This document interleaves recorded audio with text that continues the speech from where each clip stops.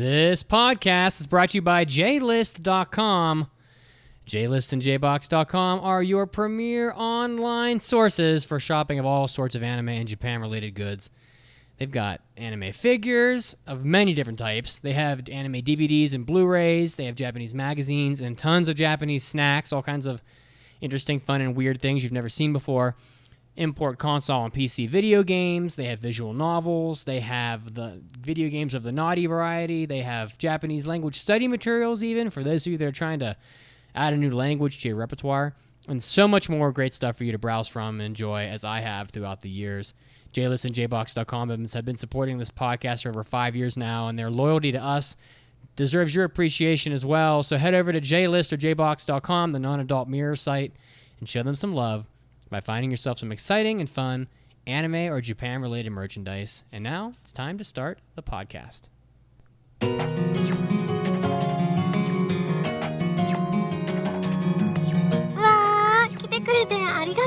You're listening to the Anime Addicts Anonymous podcast. Take your anime addiction to the next level at aapodcast.com/join. And now, here are your anime addicts.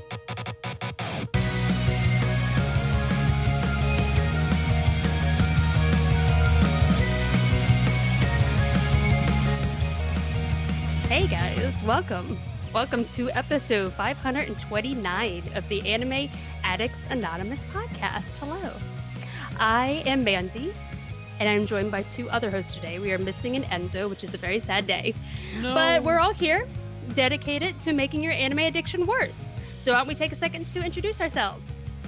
Hello, Mitz, the drummer. Mitsugi's here, air drumming, and getting all amped up on my monster energy, and very sunburned from hiking yesterday.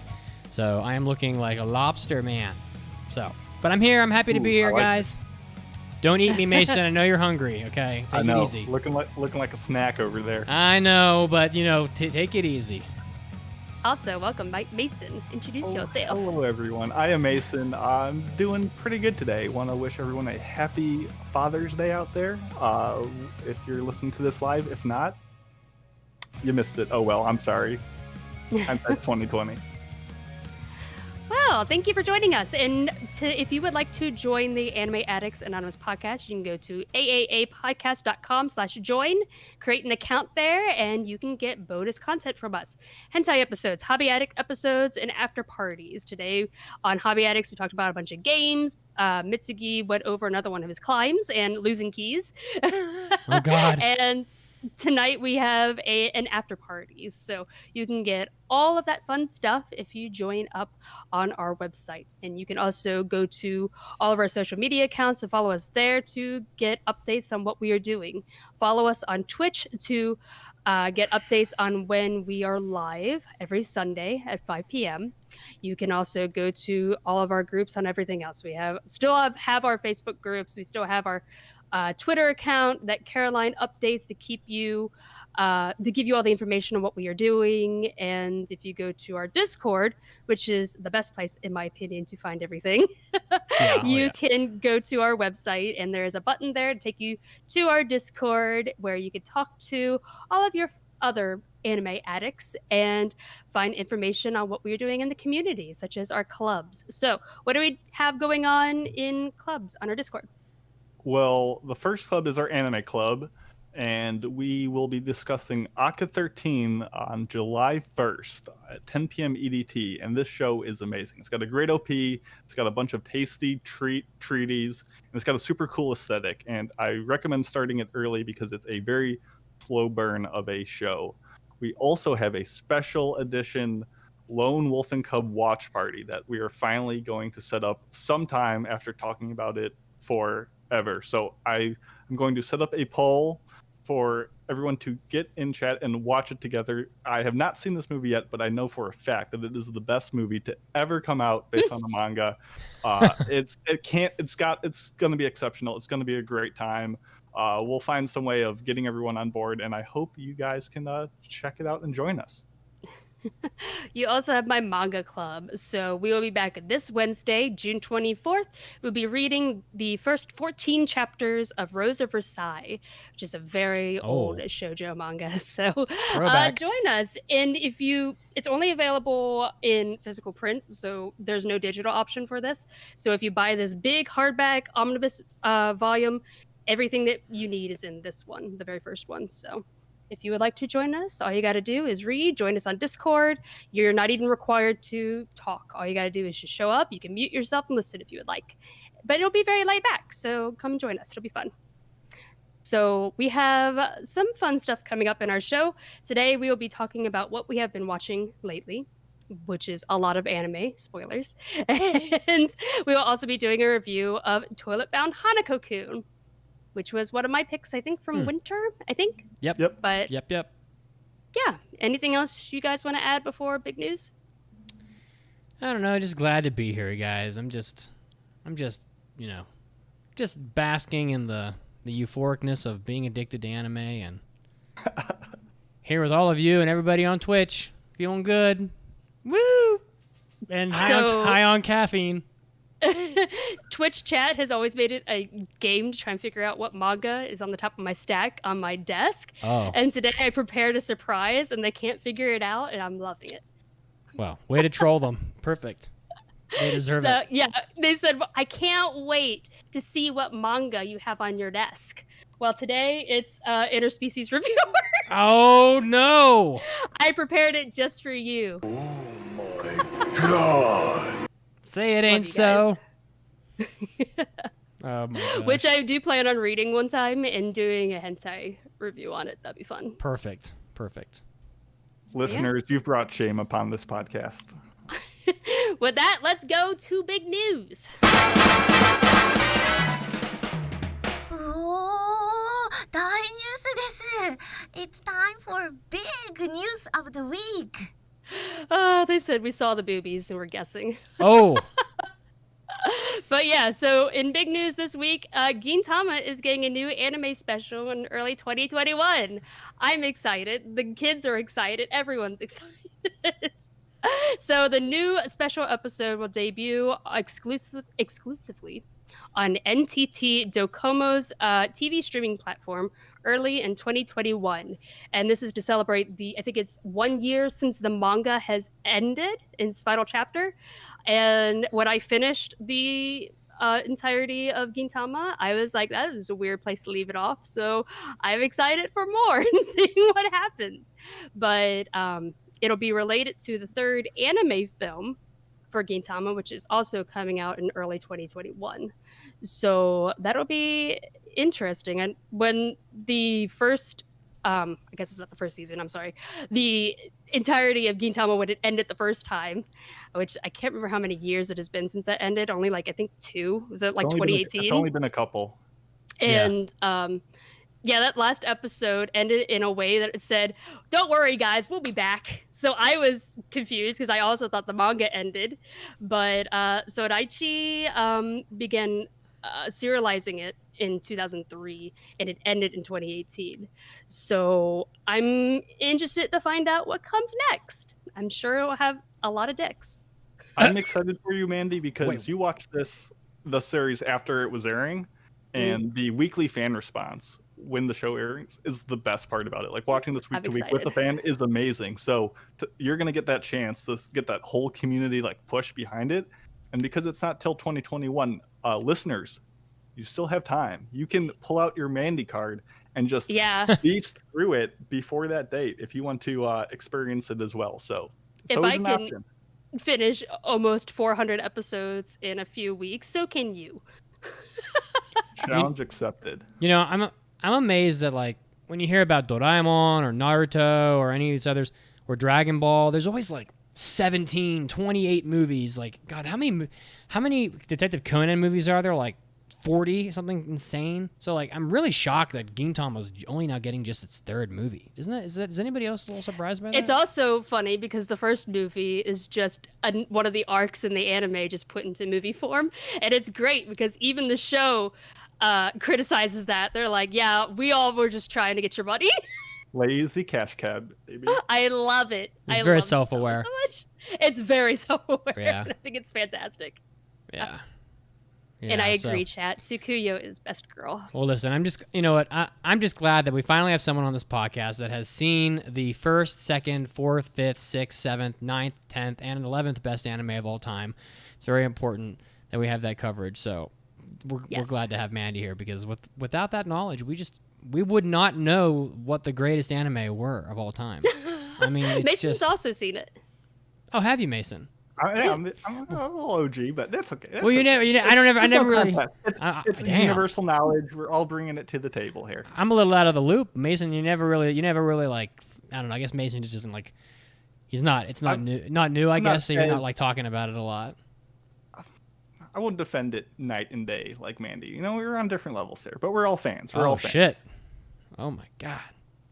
All right. Well, I'm sure people will be very excited to have. I'm sure that first movie was just a giant montage of nothing but dicks. So, just a photo reel of just dick compilation. Dicks, poop, What the You fuck? never know what you're going to get with What Gintama. the fuck? Oh my god. Shaving off the Shogun's pubes and glue them to someone's head, weird things happen in Gintama. What? What is Business happening? as usual. What is happening? All right. Oh boy. All right. Well, with that, should we move on? How do you follow that up? I do not know.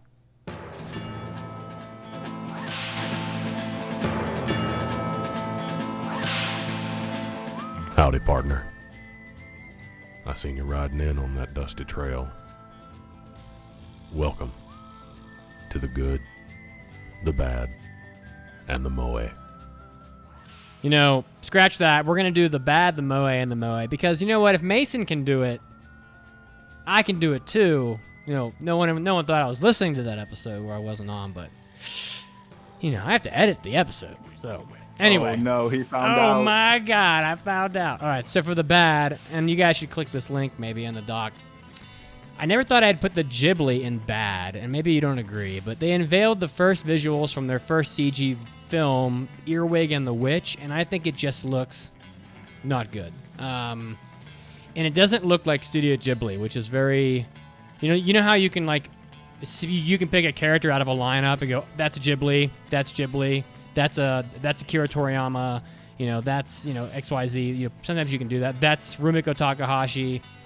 This movie does not look like Ghibli. It's Goro Miyazaki, which is of course Hayao Miyazaki's son. Is doing an anime of Diane Wynne Jones's Earwig and the Witch, Ayato Majo.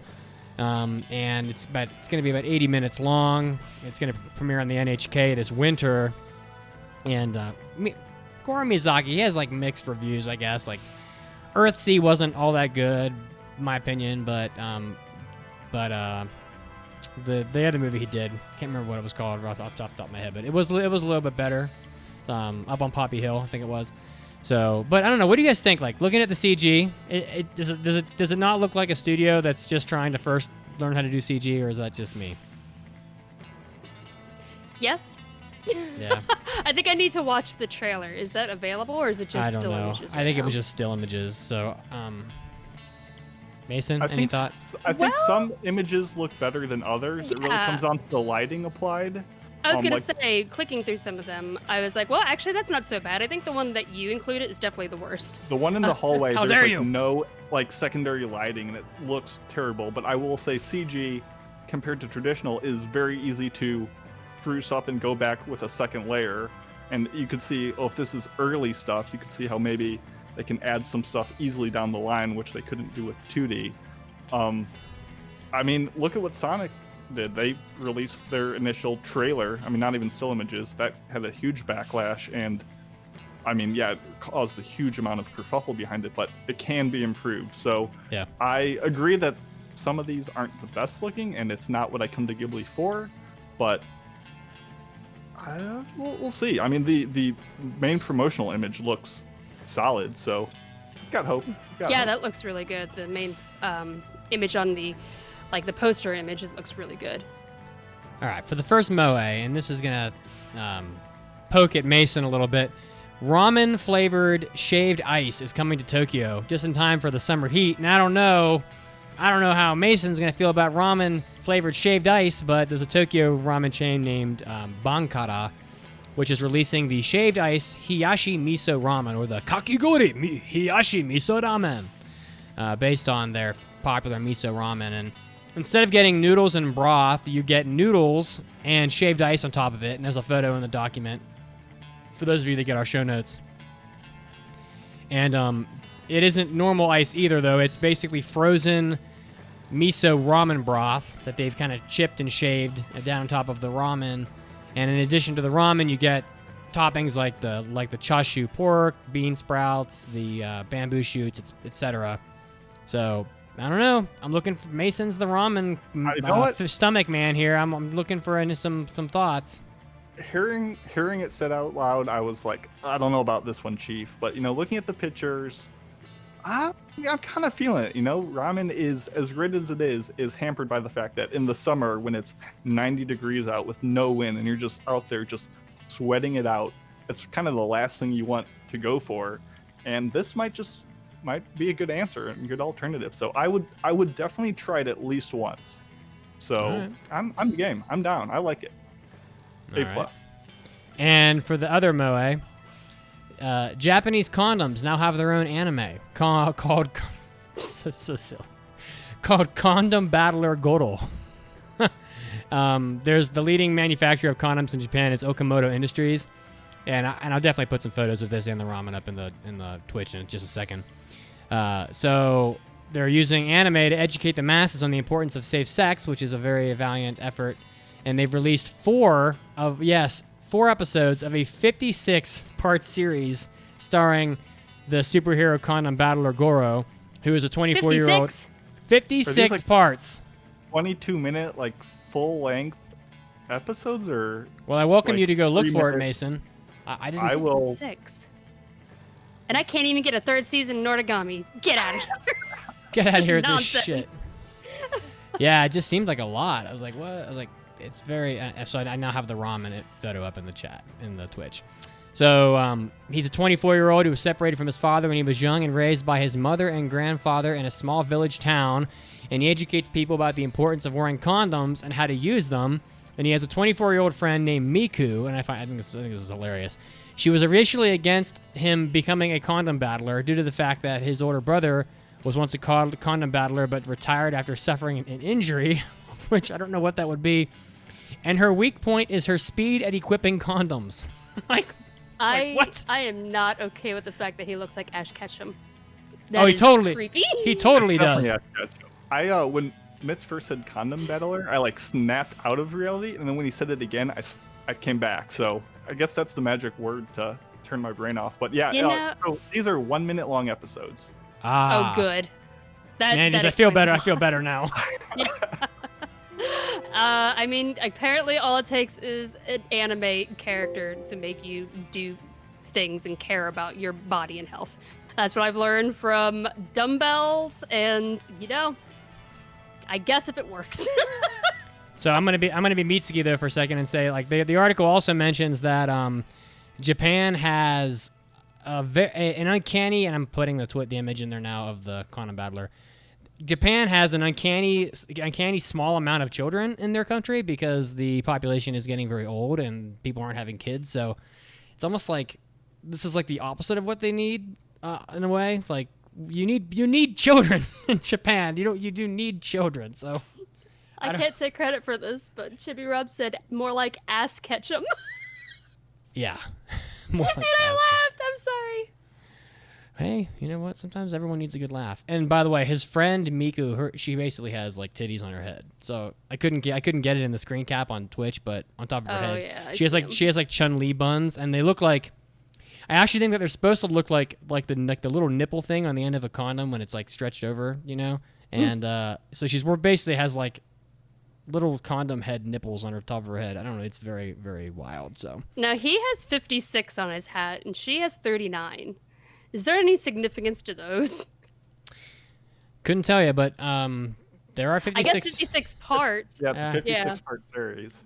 So there's more info in the article, and you can watch the animation in the link that's in the show notes. But there's a lot more like info. I just didn't include all of it because there's just like why would you? They're just I want the deep lore. No, don't take this away from Oh, me. come on now. Well, like the condom he's holding in his hand is like the best-selling condom in Japan. It's like it's called like the 0.01, which I don't think I want to have such a small number on like a condom I sell because it just makes me think of like, I don't know. It's not exactly the Magnum, if you get what I'm saying. But I have no idea what that means. It might be the thickness of it, like it's like 1/10 of a millimeter or something. I don't know. Now we're talking Probably about not condoms. 1/10 of a millimeter. That'd be game changing. Hey, buddy, you'd be surprised. They make some pretty risky condoms out there. So, I don't know. Japan, like this company, is just determined to squelch out any hope Japan had of repopulating its country with children. Now that it has an anime series about Japan and condoms, no one's ever going to want to have sex without a condom again. And there will never be any children. So, I'm very concerned. So, yeah. At least people won't be getting diseases. So. Well, that's true. Very true. That's the plus side of it. All right. So now we have our website trivia. If you go to aaapodcast.com, scroll down, there is an image there that is taken from some anime. And they follow a theme. And if you can guess what anime that is from, you can win prizes. So last week's theme, which is still the current theme, is Mason's lesser known favorites. Aww. And the answer for last week was Atona Joshi no Anime Time, which we have mentioned before in one of these What Have We Been Watching episodes. But the week for this, or the winner for this week, sorry, is Golden Jedi Link. So congratulations. Yeah. A frequent trivia player. Yeah. And so with that, we're going to go into our break and with our weekly trivia question, which we will answer after the break for you. And the question is, what was the name of the anime series, the first anime series produced by Studio Lerche, which is the studio behind Toilet Bound Hanko Kun. And if you can guess the year that it released, you will get bonus points, which will get you absolutely nothing, but you know, you can brag. So stick around, don't go anywhere, and we'll answer it after the break.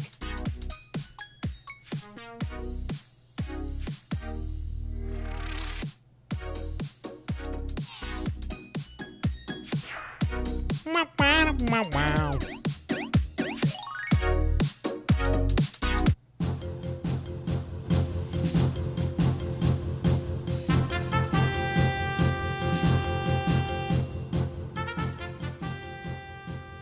Hey, anime addicts, Mitsuki is here, and I'm bringing you your first anime news break, starting off with what will be the first of many new anime announcements here on these news breaks.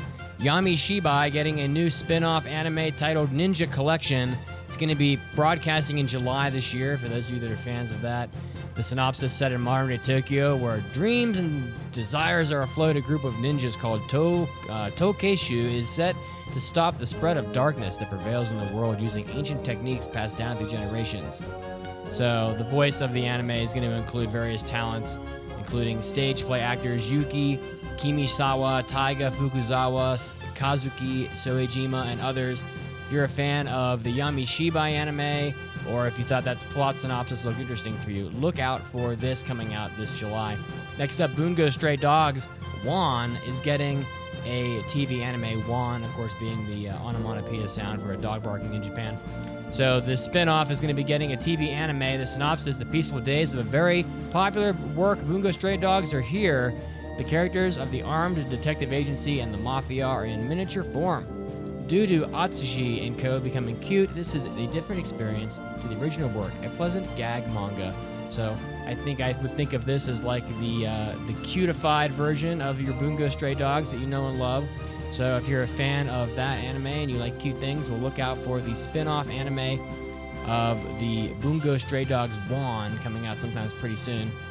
Next up, another new anime announcement, because as I promised, lots of these. Tokyo Revengers getting a TV anime adaptation for 2021. This coming via the official website for Tokyo Revengers, the anime adaptation. I don't know how every anime adaptation ever automatically has a website, but it does. And the synopsis, Takemichi Hanagaki's life is at an all-time low. Just when he thought it couldn't get worse, he finds out that Hinata Tachibana, his ex-girlfriend, was murdered by the Tokyo Manji gang, a group of vicious criminals that has been disturbing society's peace. Wondering where it all went wrong, Takemichi suddenly finds himself traveling through time, ending up 12 years in the past when he was still in a relationship with Hinata, realizing he has a chance to save her. You're a fan of time travel anime, or anime with that kind of sort of gangster crime synopsis. Tokyo Revengers 2021 coming out sometime next year. And yes, another new anime announcement, the fourth Ani ni Tsukeru Kusuri wa Nai, or Take My Brother Away, Please. Fourth season of the anime has been announced of the manhwa series of the same title. So cast members are all going to retain their roles from the prior works of this anime property, and Dareko of Retsuko is going to be returning as the director and the screenwriter at Animation Studios Fanworks and Imagineer. So if you're a fan of the Please Take My Brother Away anime series, well, this one is getting another season, so look out for that. This is Mitsuki, and this was your anime news break, and now, of course, you guessed it, time to get back to the podcast.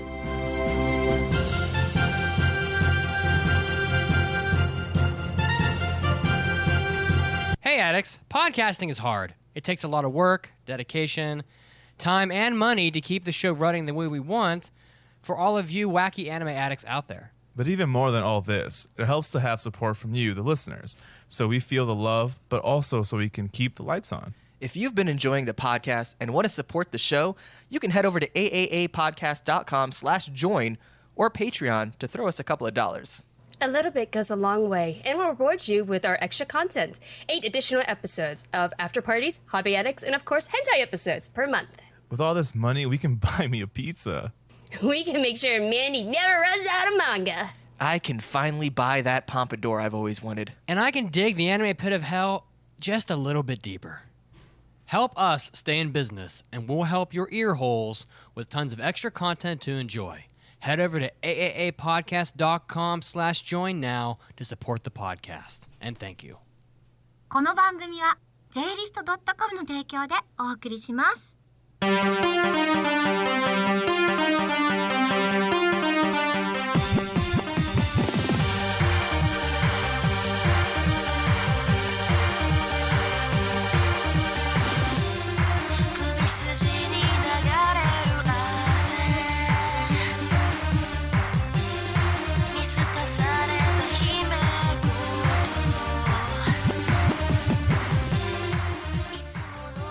Welcome back to the podcast, guys. Thanks for sticking with us through the news break.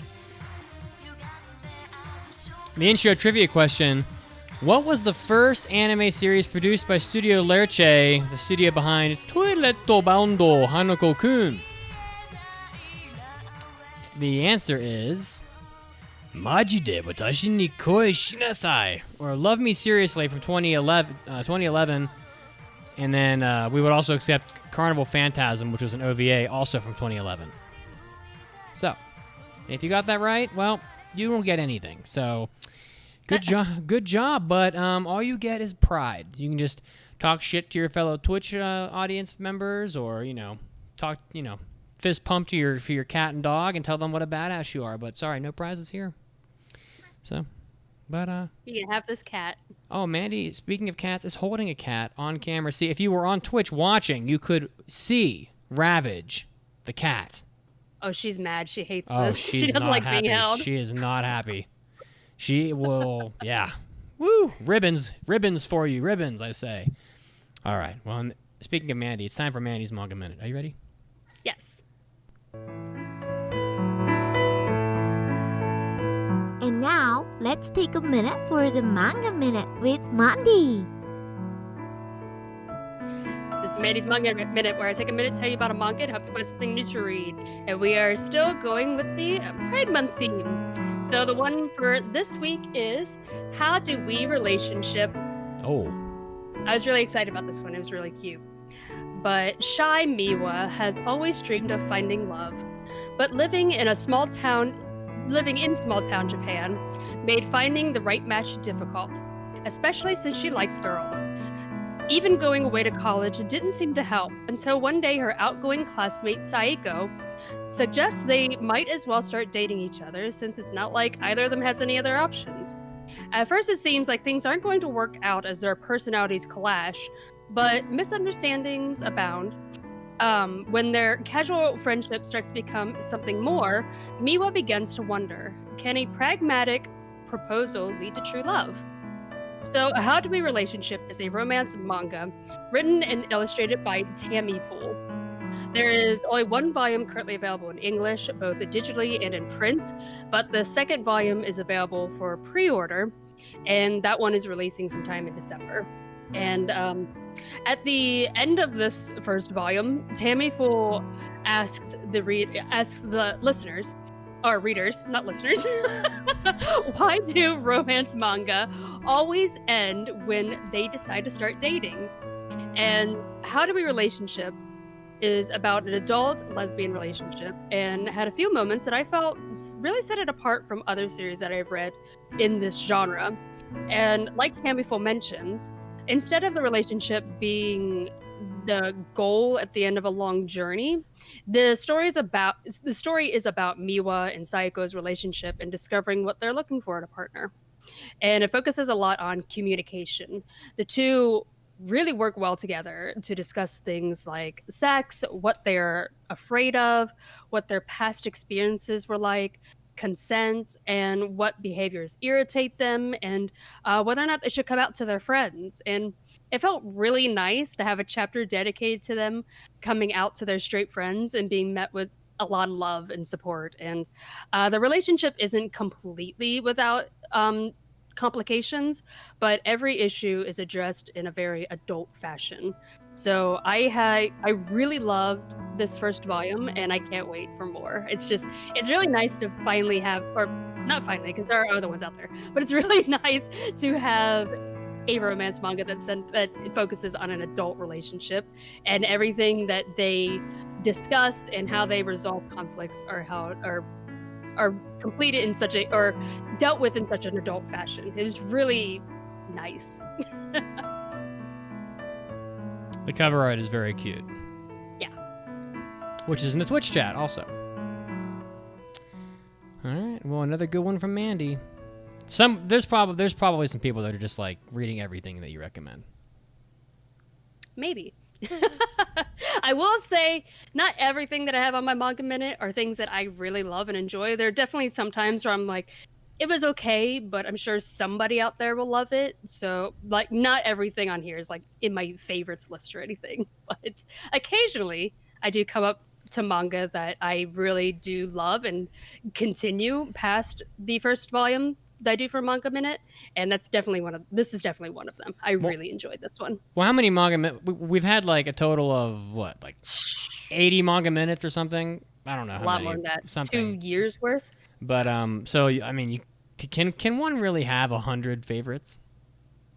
No. Yeah. Maybe. They're not really favorites anymore at that point, right? They're just like, the whole catalog. Good manga. Yeah, they're just good mangas. All right. Well, now it's time to bring the heat. Spicy boy. He no longer has the spicy symbols on his nameplate on Twitch because Mandi fixed it for him, but he's still pretty spicy. I'd try. You ready? Yes, indeed. Ladies and gentlemen, let's get ready to rumble!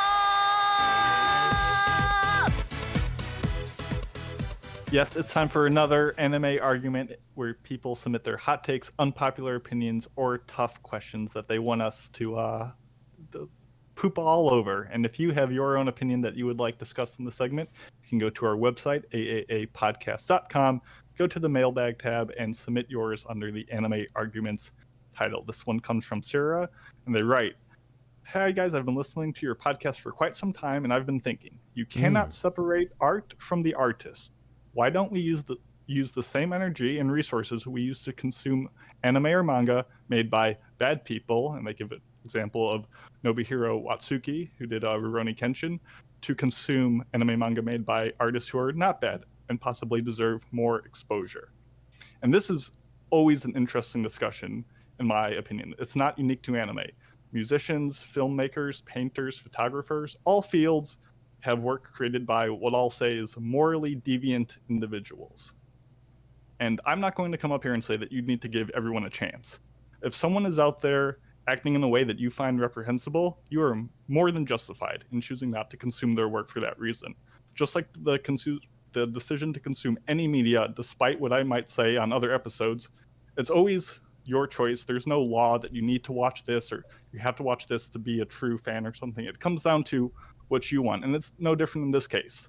I know personally I would be far less likely to go into a work if I knew ahead of time that the creator had a trait that I disagreed with.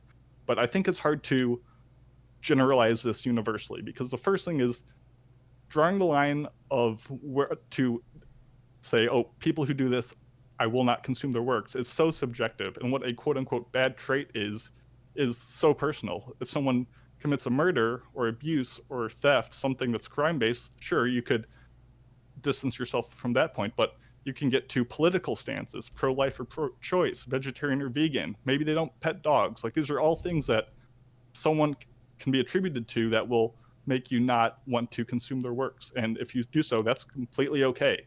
A work made by someone who is bad doesn't make the work bad, just as if someone is a good person, their work isn't necessarily good. So you can definitely separate the act of enjoying a piece of media from endorsing the values of the creator, just like someone can, watch a show, realize it's one of their favorites, but recognize the flaws in it. So I feel like perception colors everything at the end of the day. I think going into a work blind and kind of not knowing anything with a very ignorance is bliss style is kind of the best way to consume things. And while I personally wouldn't not watch or consume a piece of media because a artist is bad, if I do know that maybe I disagree with them on a more level, it might make it that much harder for me to enjoy the show, because I'll have that in the back of my mind that kind of can taint that view. And I think that's much more difficult to separate. So I wouldn't not give a show a chance, but it's, once you do have that knowledge, it definitely seeps into how you view the show. And I'm sure you guys have some opinions of your own. Well, I'm a little confused by the question, because does the question imply we don't give the same amount of attention to people who, like, they make it sound like we're only giving attention to people who are quote unquote bad people. So I don't know what. Maybe I just read it improperly, but I think it's. No, I don't think you did. There are creators that we know ahead of time perhaps act in unsavory ways, and yet they are still talked about to some capacity. And why should we give them a platform? Why should we give them the time of day? Why should we give them our attention when there are creators out there who haven't committed anything bad that we aren't talking about? Yeah, this is a tough question, because I don't really want to. This question is heavily politically loaded, I feel like, and I don't really want to get into it. But I don't really, I don't know. I'm not really. I will. I'm not researching people before I read a book. Is I guess what I'm saying. Like, there are a lot of hypothetically, if you knew someone committed a crime or something, would you still be willing to consume their works? Would you have that tainted? Would you be able to say, you know what, I can ignore all of that and focus the work by itself, or will that knowledge and influence come back? I guess if you're saying, like, for example, oh, can I still enjoy the movie Seven because it has Kevin Spacey in it? Yeah, I can. So I think it's probably case by case somewhat, but I don't know. I feel weird when there's like a movie that I really love, or like, Seven's a great movie. So it's like, I was like, for the first 25 years of my life, I thought Seven was like this masterpiece, awesome thriller, and then it's like I hear something bad about Kevin Spacey, now I can't watch Seven anymore. I don't know. I'm just not wired that way. But everybody is certainly entitled to consume media or entertainment however they feel like. So, Mandi? Sarah, I absolutely 1000% agree with you. It's going to be a very difficult subject when it concerns media that's very important to people. We're seeing this happen right now with J.K. Rowling, for example. And Harry Potter has been such a very important series to a lot of people growing up. But, and I know everyone is going to be different in what your morals and opinions are, but I think eventually people are going to have to address, is it really worth supporting this media and handing this person money knowing things about them? I think Watsuki is a really good example of this. Ask the question to yourself, would you be okay handing money to a man who was arrested for child pornography? That's the question that you have to start asking, because that's basically what you're doing. Think about, am I okay giving him money to help him with his legal fees concerning this crime? And it's going to the severity of crimes is going to depend on what person's views are and what they did, and you're going to have to come to the decision yourself on whether or not it's worth it to you. And the memories of pieces that are very important to you, they're never going to go away, and it really sucks. I know it happened with me with Rurouni Kenshin specifically, because that was a series that I really loved. It was a big hit to me. And we didn't find that out until way after the fact, years and years later. And I owned the entire manga collection of that series. And I came to the point where I had to ask myself, yes, I can still probably speak fondly of the series because it, I can't get rid of those memories of it and how it made me feel. But I know going forward that I'm not going to support him because of how much of a horrible person he is. And yeah, I ended up selling off my entire manga collection for that series because I was so upset over it. And I think it's fine to reflect on how important a piece of media was to you. And I think it's good to really take a deep look into it. Is it worth sacrificing your morals for it? In my opinion, it was not, but it's going to vary from case to case and what that person did, of course. I think it's completely okay to get mad. It's completely okay to be upset. And I think it's important to take a deeper look into that media and see maybe how that person's views or actions influenced that media that maybe you didn't catch on to before. And I think things definitely get a lot trickier when we get into anime, because now we have an entire team of people. And when one person on that team was a massive shitbag, it gets a little bit more complicated because now it sucks that everybody else on that team has to suffer because now all of their hard work has been tainted by one person. And that happened to me with MMO Junkie, for example. And I'm still conflicted with that because MMO Junkie was really important to me because I strongly related to it. It touched on a lot of things of like MMO culture that I experience, and just being an older woman that loves video games. It was really important to me. But the director of that series basically came out and said, hey, he's a Nazi. So it sucks knowing that the original author's work has been tainted by somebody like that. And not just him, but all the artists, the animators, the voice actors, the editors, and everybody else in that team. And while I may still speak fondly of MMO Junkie because it's a group effort, I still won't support it because I know I'm not okay personally giving my money to somebody like that. And that's where I think you really have to reflect on and try to figure out, are you okay with that? But I think another thing to keep in mind, is this is going to keep happening. There's going to be plenty of artists and creators with lots of skeletons in their closet. Many of these we didn't find out till many years later after the series has ended and the popularity has calmed down, even though it may still be very important to you. Keep that in mind. I think it's very important to not get too attached to media because I know it sucks. I'm really bad with this too. If I find out something really awful about Togashi, it's going to hurt me very deeply. But keep in mind, it's not always worth it, though. There are loads of other series out there that you can enjoy from people who are not terrible, who haven't done horrible things like child pornography and murders and rapists and stuff. There's plenty of other media out there that you can consume. So don't get too attached to stuff. That's why they say don't meet your heroes. And thank you guys both for weighing in, because I figured we'd be all across the spectrum as far as how we see this issue. So I think the end of the day is whatever your opinions on a piece of media is and the people who create it are completely valid in whichever way. So there you go. Thank you for the write-up. That's always a good one. I'm still kind of perplexed by the question, though, because it's I don't know. Maybe it's not worth going back into, but if you read it, it makes it sound like it makes it sound like we give more attention to bad people than good people. And not us. I think she means the no, like he or she, like the world in general. But I just don't think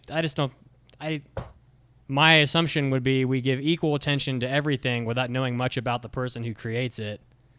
And if you knew about the person and they were a bad person, I could only assume the world as a whole will give less attention to that person than a person that's, has written an equal work that's a good person.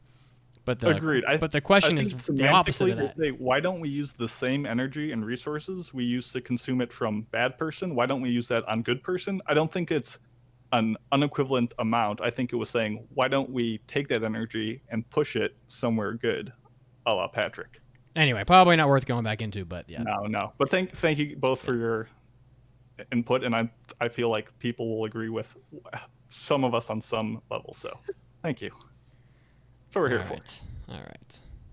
Now we have our What Have We Been Watching, which is where we talk about anime that we've been watching that is not part of our review or seasonal impressions and so on and so forth. And we have a whole list of things. I have watched a lot. Well, sorry. I watched some very long series. So my list isn't as long as it should be. And I prove that I am a slacker. Although I will say that some of the stuff you guys have written I've seen, so I should at least be able to weigh in here and there. I'm currently looking up where Mandi what episode 90 is of Yu Yu Hakusho, because you said you're on episode 90. Oh. I wouldn't want to. Yeah, I'm still in chapter black. I think I'm towards the end of it. Okay, so you're still on the section with the hell's the guy's name? Sensui. Mm-hmm. Okay. Yeah. Okay. All right. Yeah. You haven't gotten to the massive twist yet. So, because the first one on my list is, I don't have much on my list. My extracurricular anime watching has been mostly taken up by video game playing and just like work and stuff. But, I did finish Yu Yu Hakusho. And finally, I've been talking about this for like a billion years, finally finished it. It is pretty long. I mean, I guess it's not all that much longer than like an average shonen. It's 112 episodes. So, and I mean, there's a couple arcs after the Dark Tournament arc, and they're all they all have way like different levels of how good they are. I think that like the thing about it that made me think like Yu Yu Hakusho kind of shit the bed is Mandi's not there yet, so I don't want to spoil it.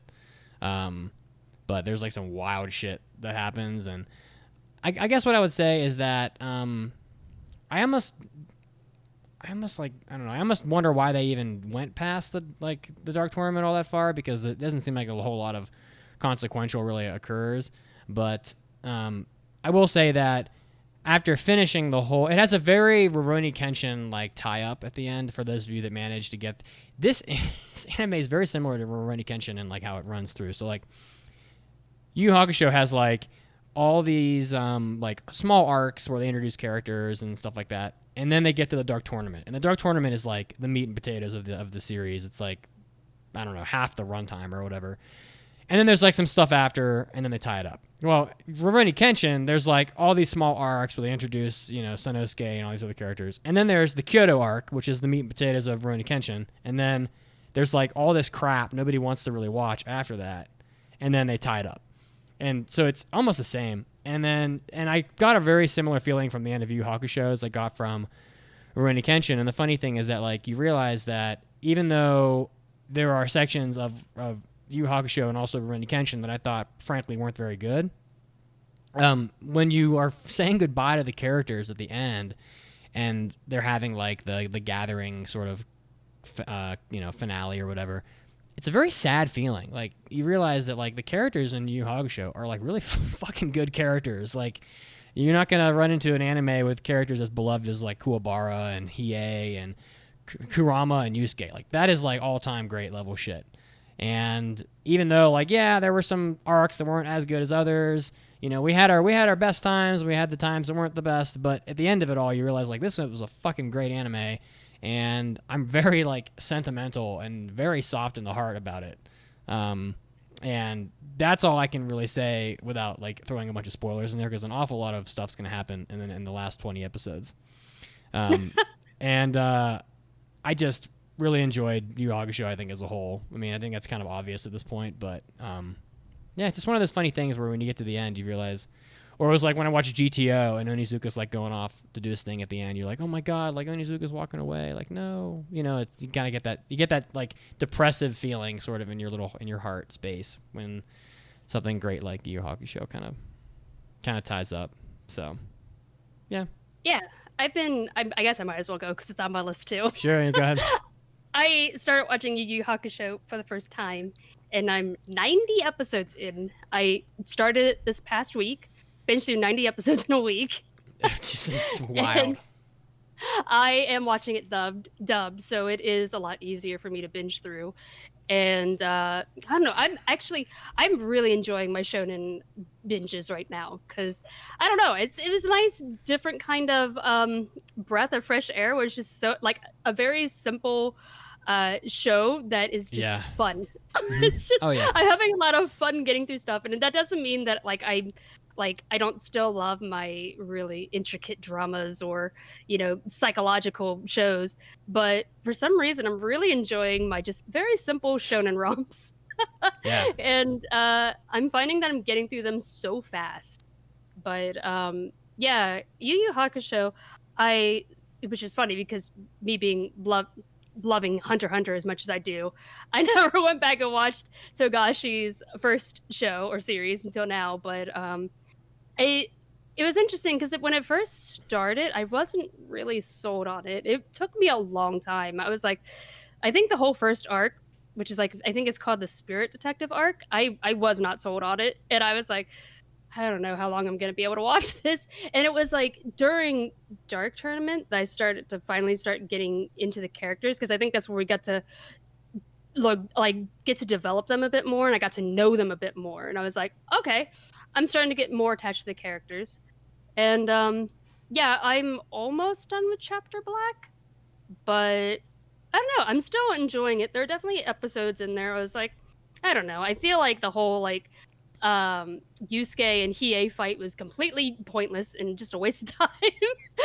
Like it didn't fit in there at all. There are definitely moments like that, but I think I'm still liking Chapter Black because I think Sensui is a really interesting antagonist. I'm really liking him. Hey, and sorry. Have you gotten to the part where they like go down for the final confrontation? That's right. Yeah, I'm still in there. And Kuwabara's cool ass sword. Are they like fighting Sensui down in the? Yeah. I don't know. Yeah, I guess the part where I thought Yu Yu Hakusho started to kind of go askew was like when we have character, and this isn't really a spoiler because it's not important, but when you have characters like Genkai, who by the way I think is fucking awesome. Like I love Genkai. She is like, yeah, me too. I want to have a grandmother like Genkai. She's the best. But like when I have Genkai like playing like Flight Simulator or whatever, I'm like what the fuck are we doing? But who is your favorite of the four main characters? I kind of have a guess, Good but I'm question. not sure. Yeah, I think I like Hiei the most. I thought so. He's such a fucking little edgelord, guys. Yeah, he is. He almost killed me. Like I'm watching it dubbed, and the dub actor for Hiei did such a good job because he just has these quotes that are so dumb that they just crack me up. And like, for example, towards the end of the Dark Tournament, they're all like standing around kind of reminiscing or, just kind of just thinking fondly on what they're going to do when they get home. Yusuke's like, time to go do, what was it, like study hall or something like that. And Kuwabara's like, video games. And Kurama's like, my human mother. And then Hiei's like, various crimes. And I was taking a drink of water and I just choked. It's so funny to me. Various crimes. He has so many good quotes, and they're killing me. Oh yeah. Yeah. Hey, what was it? There was a moment where Botan was trying to get everybody's attention with this device that makes a really loud noise, and Hiei falls out of the tree, and she's like, oh, "Hiei, you came!" Oh. He's like, I didn't come looking for you. I was trying to find the source of that sound and kill it. It's like the demon, the demon tracker or whatever, the demon magnet. I don't know she pulls this shit out of her little briefcase. It's funny. I love Botan. He's I don't know. He's really funny to me because he's so edgy, and he's just always wants to murder somebody. But I also like Kurama a lot. I think those two are my favorite. I like Kurama a lot because he reminds me of the Kurapika of the group. Which, speaking of Togashi, like between these two series, it was really surprising to me to see how many things that he recycled from Yu Yu Hakusho and just put in Hunter x Hunter. Oh yeah. And it's weird watching them in like the reverse order, because when I watched Hunter x Hunter, I was like, oh, I just love everything. Everything's amazing. But I think if I had watched Yu Yu Hakusho first, I'd been like, he's reusing a lot of things. Yeah. Yeah, it's great. But, it's great stuff. It's also interesting, a lot of things that are getting tied together where I know they're like little just references that I went over my head when I watched and read Hunter x Hunter, because it didn't, I didn't get the reference. But there's a lot of things that are referenced from Yu Yu Hakusho. And one of them was the chapter Black Tape, because during the whole chapter where in Hunter x Hunter, where they're talking about Meteor City and talking about Crollo and what happened to Meteor City, where it's like the dumping ground for all these different countries, where they dump people and everybody there, no one knows that they even exist. They're not even on any kind of record, and just life there is just awful for them. And that's where the entire Phantom Troop came from. And the Phantom Troop was like, they started getting into crime because they wanted to prove themselves to the world that they were important, and kind of take things over for themselves. And I think it's really interesting that in the chapter with Crollo, it shows a panel, like a white panel with a white background with just a black tape. And I was like, that's a weird panel. I didn't understand it. It went over my head. After watching Yu Yu Hakusho, I was like, oh, I get the reference. Like chapter Black and this awful tape. Now I understand what happened to Meteor City, or what he's trying to allude to. I don't know. There are interesting moments like that in there. But, it's really good. Yusuke's voice actor has so many good lines. There are so many good moments with him. Oh, you totally did the right thing by picking the dub. By the way, I think the dub is great. I love it. It's really good. Yeah. The theme song is definitely, in my opinion, better in Japanese. But other than that, like, the dub is super nostalgic and very, everyone's voices are. I love Kuwabara. He's such a good boy. Speaking of Dark Tournament, I liked a lot of the side characters too. That oh shoot, now what was his name? Now my brain is Jin. Oh, I do like him. Was he the wind god? Oh, you're the he been in the storm. It's hilarious. What was the other guy that was like basically Thorkel? He was cracking me up with he was Australian. Oh, he's like what the hell's his name? He's like he's like drunk all the time. Yeah, I loved him a lot. Well, I'll give you a small teaser. You might see those characters again. Great, because I love them a lot. So yeah, they're really good. Yeah, a lot of them are great.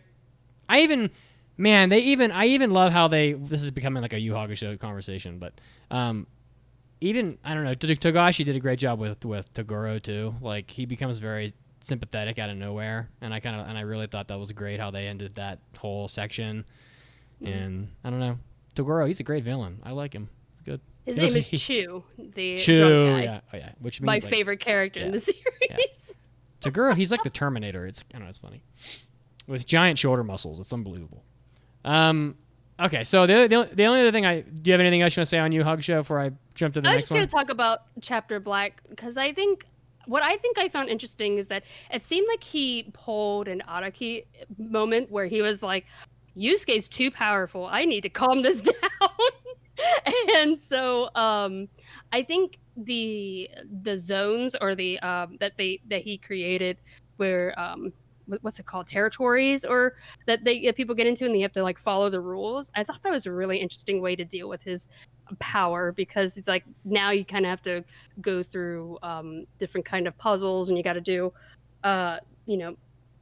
you have to perform like the different kind of qualifications for this territory. And I thought the word game with Kurama and the one guy was actually really interesting. I really love that episode.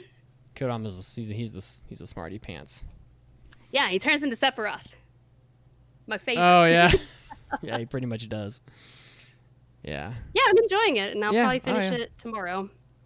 Yeah, well, I'm glad you're enjoying it. It's definitely one of those like iconic shonen. So, Another shonen here. I don't know that it's quite iconic level, but I started watching Kingdom because it's like Kingdom is supposedly like amazing. So like if you go on Mao, if you go on Anime News Network, something like that, the manga is like top 10.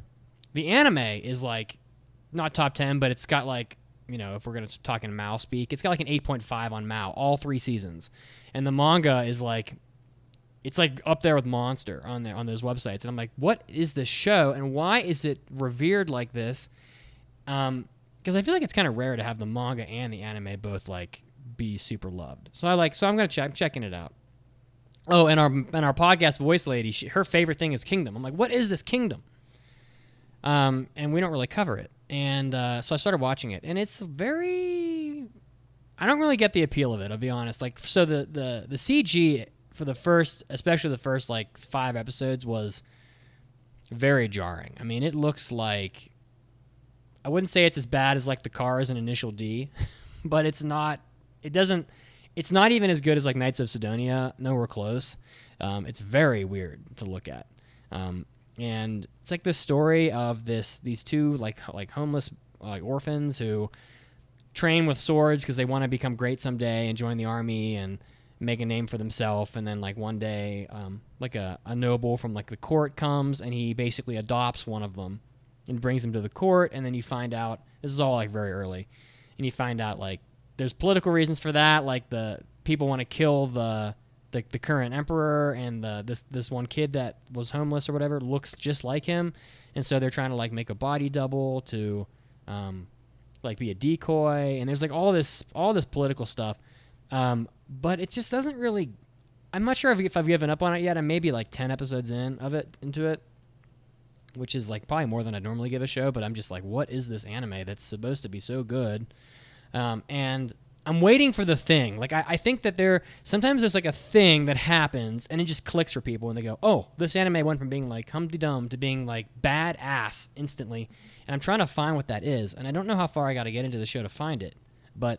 It's a 2-core show, right? 20 some episodes. No, it's like they're encroaching like on like 80. I mean, it's long. I mean, it's been going on just season 1. Oh no, I don't know about just season 1. It's 26 episodes. Okay. But like but like Kingdom season 1 has an 8.1, Kingdom season 2 has an 8.4, Kingdom season 3 has an 8.6. It's up there with like Gintama. I'm like, what is going on? And I haven't found it, and it's like I want to keep watching it. Oh no, my bad. Season 1 is 38 episodes, so I haven't found it yet. But it's set in like ancient China, and there's like a lot of Chinese influence in the clothing, the names, the locations, it has a very like Romance of the Three Kingdoms feel to it. And I really want someone to just say, oh, on episode 23 this happens, and you'll get it. But I don't want to watch 38 episodes and feel like a dunce afterwards if I don't find that thing. So I don't know. It's a tricky thing. So, and then the names in it are very hard. Different countries all have different names, and that's fine. And different countries struggle with names from certain countries, and I definitely struggle with some of the Chinese names. They say them and they don't sound at all like they are read, and I'm like, I've kind of given up on the way that they look like. When they're written, and I'm just kind of trying to say them as they're spoken by the Japanese actors. But I don't know. Kingdom is, I don't know. Somebody should DM me on Discord and tell me what the thing is that I'm waiting for, because I would love it. I would love to know. But it's when I looked up pictures of Kingdom, and some other people who have watched it all agreed with me, but I didn't think it looked very good. It doesn't. Style. It doesn't. You're right. Yeah. I wonder if a lot of it comes from the manga, because the manga is so highly regarded. Yeah. That I could definitely see a lot of people probably just giving it really high scores because they have such a fond memory of the manga, and they're like, I get to see it animated, yay! Just look what happened to Berserk. Yeah. I personally have no idea though, because I haven't seen it. Yeah, the manga of Kingdom is the number 8 manga on Mao. So I mean, like, I don't know. There's almost nothing that people like more than this. So I don't know. I guess I'll keep watching here and there, and maybe I'll run into that thing, but we'll see. But you're the guinea pig for. I guess so. And you If might be tell me, I'll go back and give it a shot. But you're doing a good job of dissuading me. And you might be right, Mandy. Like I keep thinking, like, oh, season 1 of Kingdom might just look super janky, kind of like how if you watched, I think Mason. I don't know if I'm not sure if you've seen Initial D, Mandy, but I know Mason has now. Season 1 of Initial D, like the cars look super janky, and then by season by season 3 or by stage 4 of the anime, like everything looks way better. It's almost like they got better at it or they put more money into it. And I'm kind of wondering if that'll happen with Kingdom, but I kind of don't want to skip to episode 90 and get a spoiler. So I don't know. We'll have to see. Yeah. But that's about all I got, guys. That's my whole list. I made it last. There you go. Should I knock out the big things or the little things first? It's your list, buddy. Whatever you want. We'll start off with the one that I think you guys have both seen, so you can help me give your thoughts. This was recommended to me by Herb Meister, and it is Grimgar, Ashes and Illusion. And this was reviewed on this podcast, actually, back episode 327, after being failed by Kimiko and brought back by the audience. This guy was like, hey, check out the show. I said, perfect, I'll give it a shot. And right off the bat, I love the show and I hate it. And that's kind of how I felt the entire time. Right off the bat, the backgrounds of the show are amazing. They have this watercolor aesthetic that just has a great sketchy atmosphere. It's like, in some anime, like when the episode ends, it goes to like this like washed out, kind of highly detailed image in like the end moments. That's kind of what the show looks like all the time. And I love how it looks, especially at the beginning. They give all the characters so much little movements of humanity. They're like making fire or tea or just scratching themselves or just shifting their weight, and it just adds so much more that it didn't need when they're just having a conversation. And it gives a whole like little mini backstory about they're pulled into this other world and they lose their memories, but it's not about the whole isekai trappings. It's about companionship and kind of, if you lose your memory, what are you now? Are you the same person? What are you without that collectiveness? And the combat in the beginning is so good. They're novices and it's messy. They're fighting this like orc guy and it has this great weight and it's animalistic and it's vicious and you feel right in there with him. And it's visually a absolute treat for the first half of the show. The powers and the teamworks of the members feel natural. It's got those MMO mechanics, but it's not like deep in the lore of we got to up our stats. It's just, it feels really good and grounded. The biggest problems I had was, first of all, the main character's voice sounds so deep and mature that it was kind of like off-putting. And while I like that there really isn't a quote-unquote main character because everyone feels like in one collective party, the guy that we most are in his head, his voice kind of threw me off. But the biggest thing is obviously all the fan service in the show. And constantly, whether it's the poses of the ladies or kind of the gaze that the camera gives us, it's kind of so distracting. And it brings me to the point of, what is worse fan service, where you get the token, hey, this is the bathhouse or the beach episode where this is like the part of the show for fan service? Or is it worse when in all the combat scenes or in all like the daily life, you get weird shots that are just kind of off-putting? Like, what's worse, where it's just kind of incorporated in the everyday, or when it's like so ham-fisted in its thing? It's kind of not great. Oh, the calves in the show, though, those are deserving the fan service. The calves, what? The calves. The calves. Ooh, they had good looking calves. And there's this one like pendulum part where the guy holds up a pendulum and it just keeps on swinging endlessly when it's not supposed to, and it was very distracting. And some of the characters fall down like an idiot constantly. Like, the show is just a mishmash of great concepts and great execution, and also terrible concepts with great execution. It's like, I don't know if I like all of it. So I kind of loved a lot of it most of the way and kind of hated most of it. And I'm kind of mixed on it. This is the first time ever that an anime has been described as being good or bad because of great calves, ever. It's got good calves. It's cracking me up, man. I liked Grimgar when we watched it. I can't remember what score I gave it, but I probably gave it like a 4. I liked it. I thought it was very savage. I thought it was a very dark, sort of more realistic twist on what... I don't know if it's like a deconstruct. People say that. People hate that, I guess, sometimes. It's not. But like, it's good. But it's like, oh, these people, they go into this fantasy world and they're fighting orcs and shit, and they don't even know how to use a sword. Of course, they're not just gonna like just kill dragons like their first day on the job. Like, yeah, they're gonna get torn up. They're gonna, yes, murdering an orc that's like screaming for its life. I think that happens in Grimgar in the beginning. Is like not gonna be such a pleasant thing, and they give it to you in this anime, and like I kind of like that. It's way darker than you people would probably guess, and it's been like 4 or 5 years, but. And I think that's the difference. That makes it okay. It's been 4 or 5 years since I've seen it, but I recall liking it quite a bit. So it's a nice quick watch. So yeah. Yeah, it was an easy watch, and yeah, the production did kind of fall apart at the end, but overall, I was glad for the recommendation. So thank you. I can knock out a few more quick ones, and then I'll pass the ball. I watched Zammed Lost Memories. Last time we had this. What have we been watching? I talked about Fuse, and really liking the director of that. So I looked up what else he did. And Zammed, I guess most people actually have already seen this on TV in some form back in the day. It's got a god tier OP and a med tier everything else. It's got a great Nashka knockoff in Nakami, but do not check out this show. Just watch the OP, and that's all it's got. It's got Studio Bones, and it looks phenomenal. The animation is so fluid and good, but everything around it, especially after like the first 8 episodes, is just a bad idea. So give it a shot, but it's not worth your time. Next is Tweeny Witches, which was a opening that popped up when we were playing our anime music quiz on episode 526. Yeah. And we saw like 10 seconds of visuals, and I'm like, sign me up. I'll check it out. And yes, the visuals are amazing. It's a Studio 4C show. So it looks weird. If you like Little Witch Academia, it's probably worth checking out.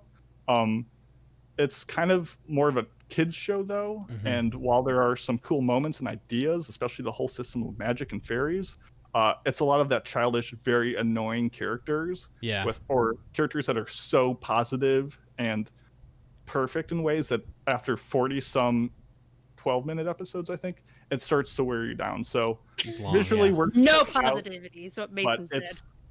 It's not great.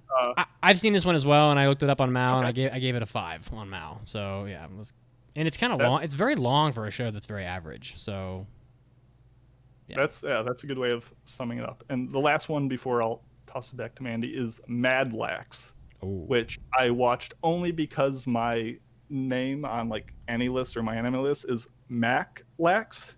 And someone's like, "Oh, is that a reference to this show?" And I'm like, "No, but I should probably see it." Like, if I had a name that was like DBZ Zach 1987, like I probably should have watched Dragon Ball Z. Like, regardless, like you kind of need to know what you're talking about. So I figured I'd watch it. It's a classic girls with guns genre show. Yeah. And if you're like, wow, that's a whole genre, that sounds kind of shallow. Well, congrats. That's as shallow as the show is. That's a good idea. It's a diving board for good ideas that should come out of that. But like Gunsmith Girls, I think. Or no, that's Gunslinger Girls. Gunslinger Girl, thank you. That takes the genre and does some interesting things with it. This show is just the girls have guns. ...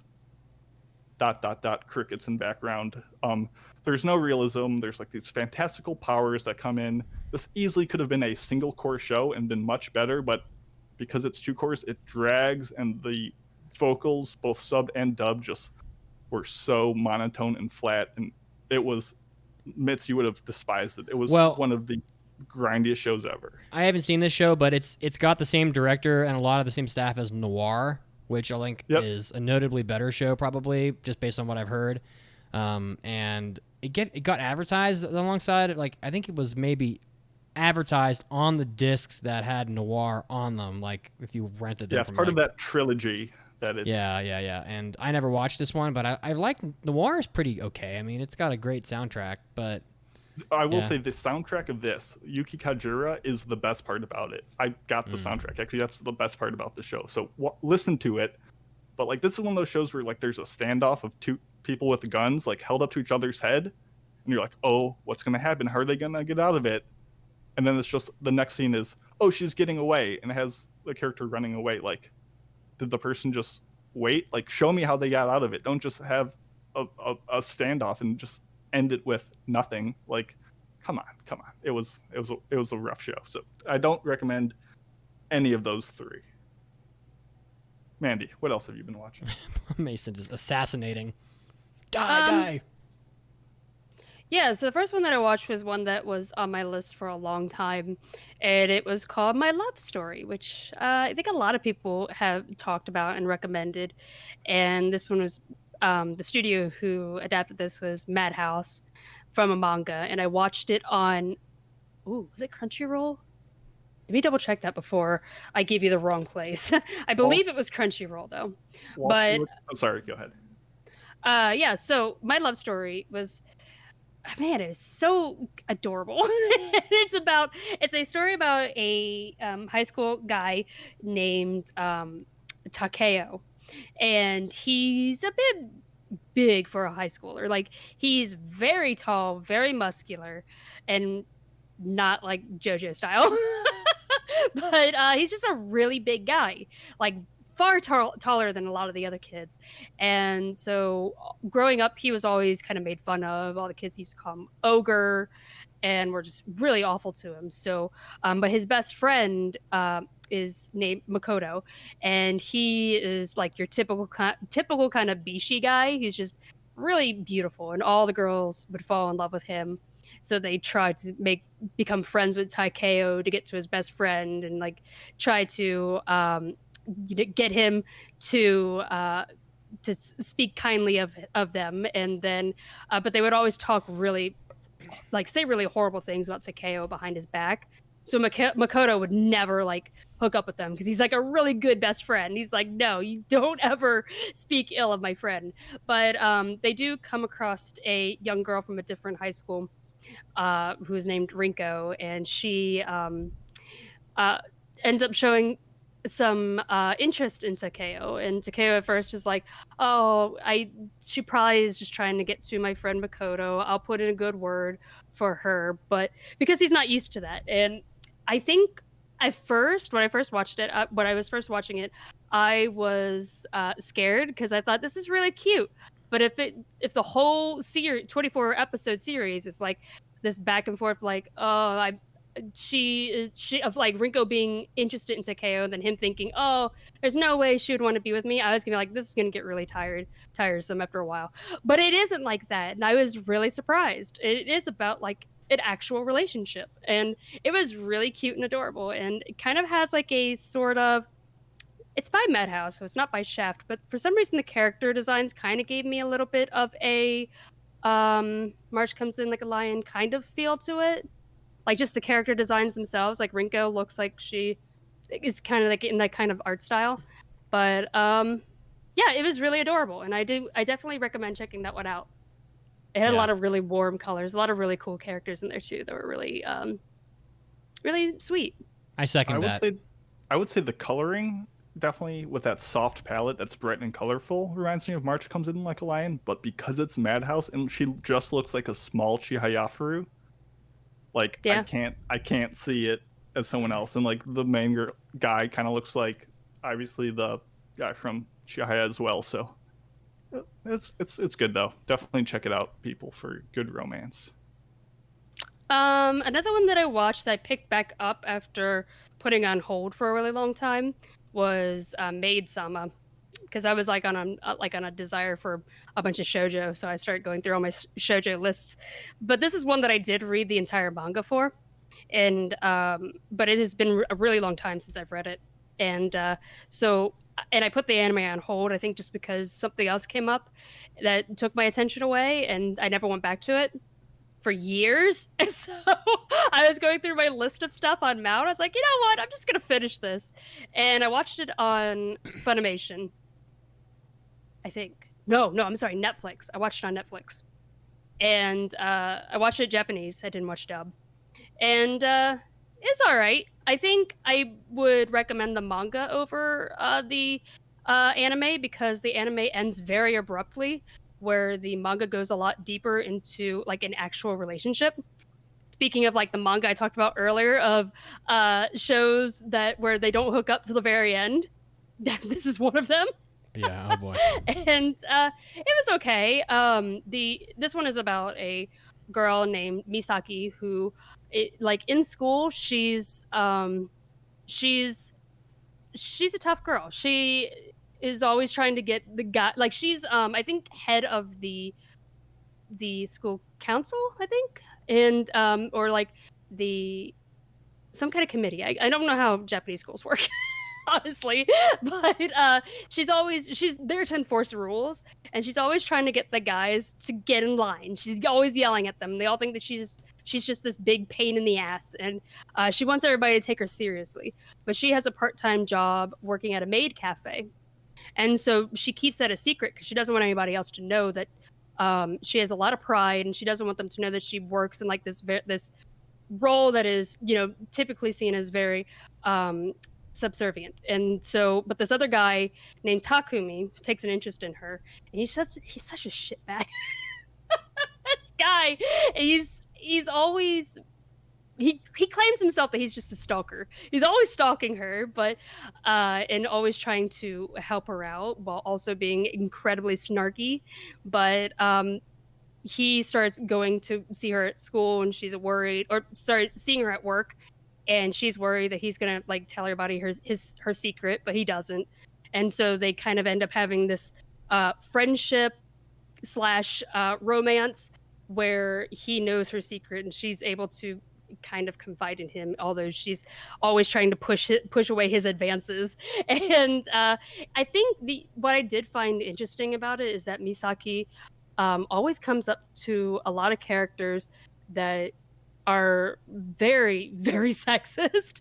That like the whole theme of "you're just a girl" comes up a lot, but she's such a tough lady. I thought she was a really great protagonist. I really liked her a lot. But yeah, I think I would definitely recommend the manga over the anime, which is only 26 episodes and doesn't go anywhere near as deep as the manga does. But it was okay. It was all right. And then I watched the first 54 episodes of Inuyasha. I rewatched it. And that's on Netflix. I gotta ask a question. Yeah, go for it. I watched the dub. This is on Hulu also. And on Hulu, they took out the original theme song. It's like, I want to change the world. Yeah. They don't have that on Hulu. They just play like some generic, like, Japanesey sounding instrument, like orchestral, and then they like just show scenes from the show. Did Netflix have the original theme, or did they not? I can only imagine Hulu didn't get the rights, and they were like, we couldn't get the rights to the theme song, so they just put something in there. But I have no idea. Keep in mind, it has been a very long time since I've seen the original. I haven't watched it since like high school. I don't remember what the theme song was. Well, did it sound like the theme song? Did it have did it have vocals and stuff? No. Okay, no. All right. So it's not the same theme song. That's okay. But weird. Most of the time I skipped it too because Netflix has that skip OP. Oh, yeah. So I was doing that. So maybe later on, I don't know. I could be wrong. OP killers. Oh yeah. Yeah. So because episode from episode 1 to 34, the theme song is called "Change the World." So, but they eliminated that on Hulu. So I was like, what the f? But they had the endings. Anyway, sorry. Continue. No, it's okay. I'm confused because it stops at 54 episodes on Netflix, and I was looking everywhere, and I can't find anyone who has anything past season 3, which I think is where the 54 episodes ends, or maybe it was season 2. But I can't find anywhere that has the rest of it. The only one that I could find was Amazon Prime. I'm sorry, not Prime, just Amazon. You can buy them on there, but it's like afterwards you're spending hundreds of dollars just to own the rest of it, and I was like, I don't want to do that. So I don't know if Netflix is going to release the rest of it. I don't see anything about plans on releasing it, but yeah, I was really confused about that. Sorry to interrupt you, but Professor Cinnamon in the Twitch says the rest of it is on Hulu. It is? That's what he says. No, or he or she says that. I don't know, yeah. I'm going to have to watch it then. You're a glutton for punishment. I don't have a Hulu account. Mandy's like, I'm going to take on every epically long show ever right now. Yeah, I am. Naruto is on my list because I've never seen it. Oh my god. Well, it's not as long as Gintama. Season episode. The first part isn't, I don't think, at least.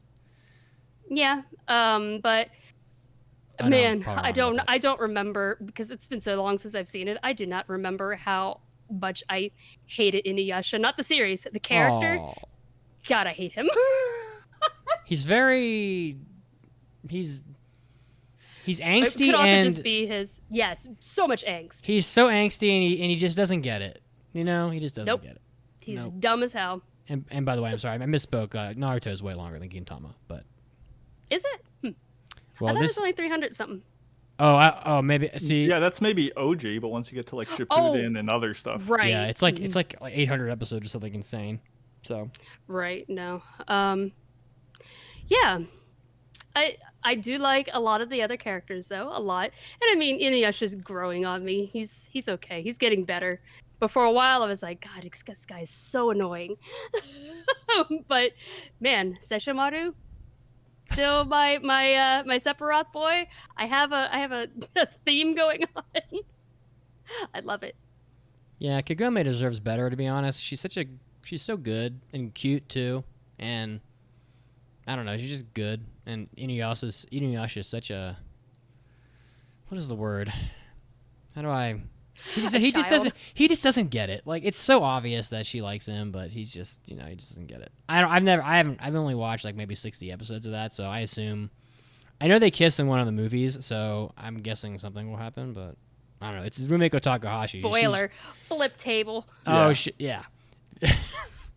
Rumiko Takahashi, she can't write anything that's under like 200 episodes, so it's whatever.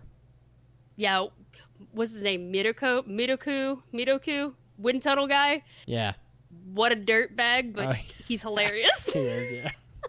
He's cracking me up. Oh, God, yeah. Yep.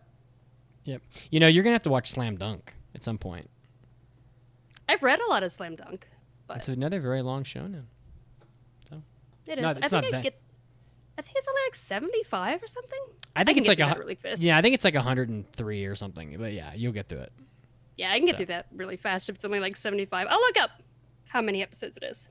Yeah, I can do it for you right now. I'm already on the page. Oh. Yeah, I'm super fast. Yeah, it is 101. Oh, that's a lot. Yeah. All right. I can finish that in a week. Yeah. Just kidding. Yeah. Yeah.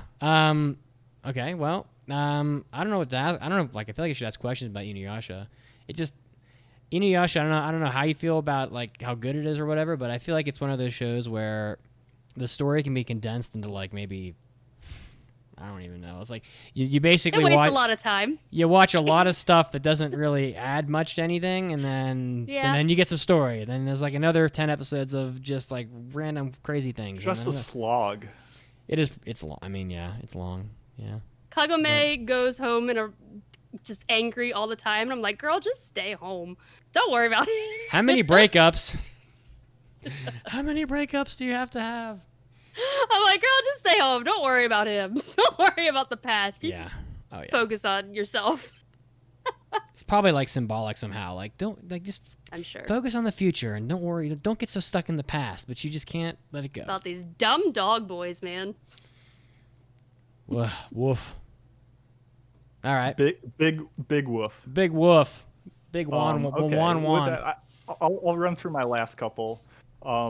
Another one I watched was Moke, which is also done by Madhouse. This is, if you've watched Mushishi and you've watched Natsume Yujinsho, this is the closest to scratching that itch if you need something new. It's essentially a female Natsume with a younger sister whose dad is Ginkgo from Mushishi. Mandi? It's a episodic look where they go around and see spirits and deal with them. Mandi, have you seen any of this yet?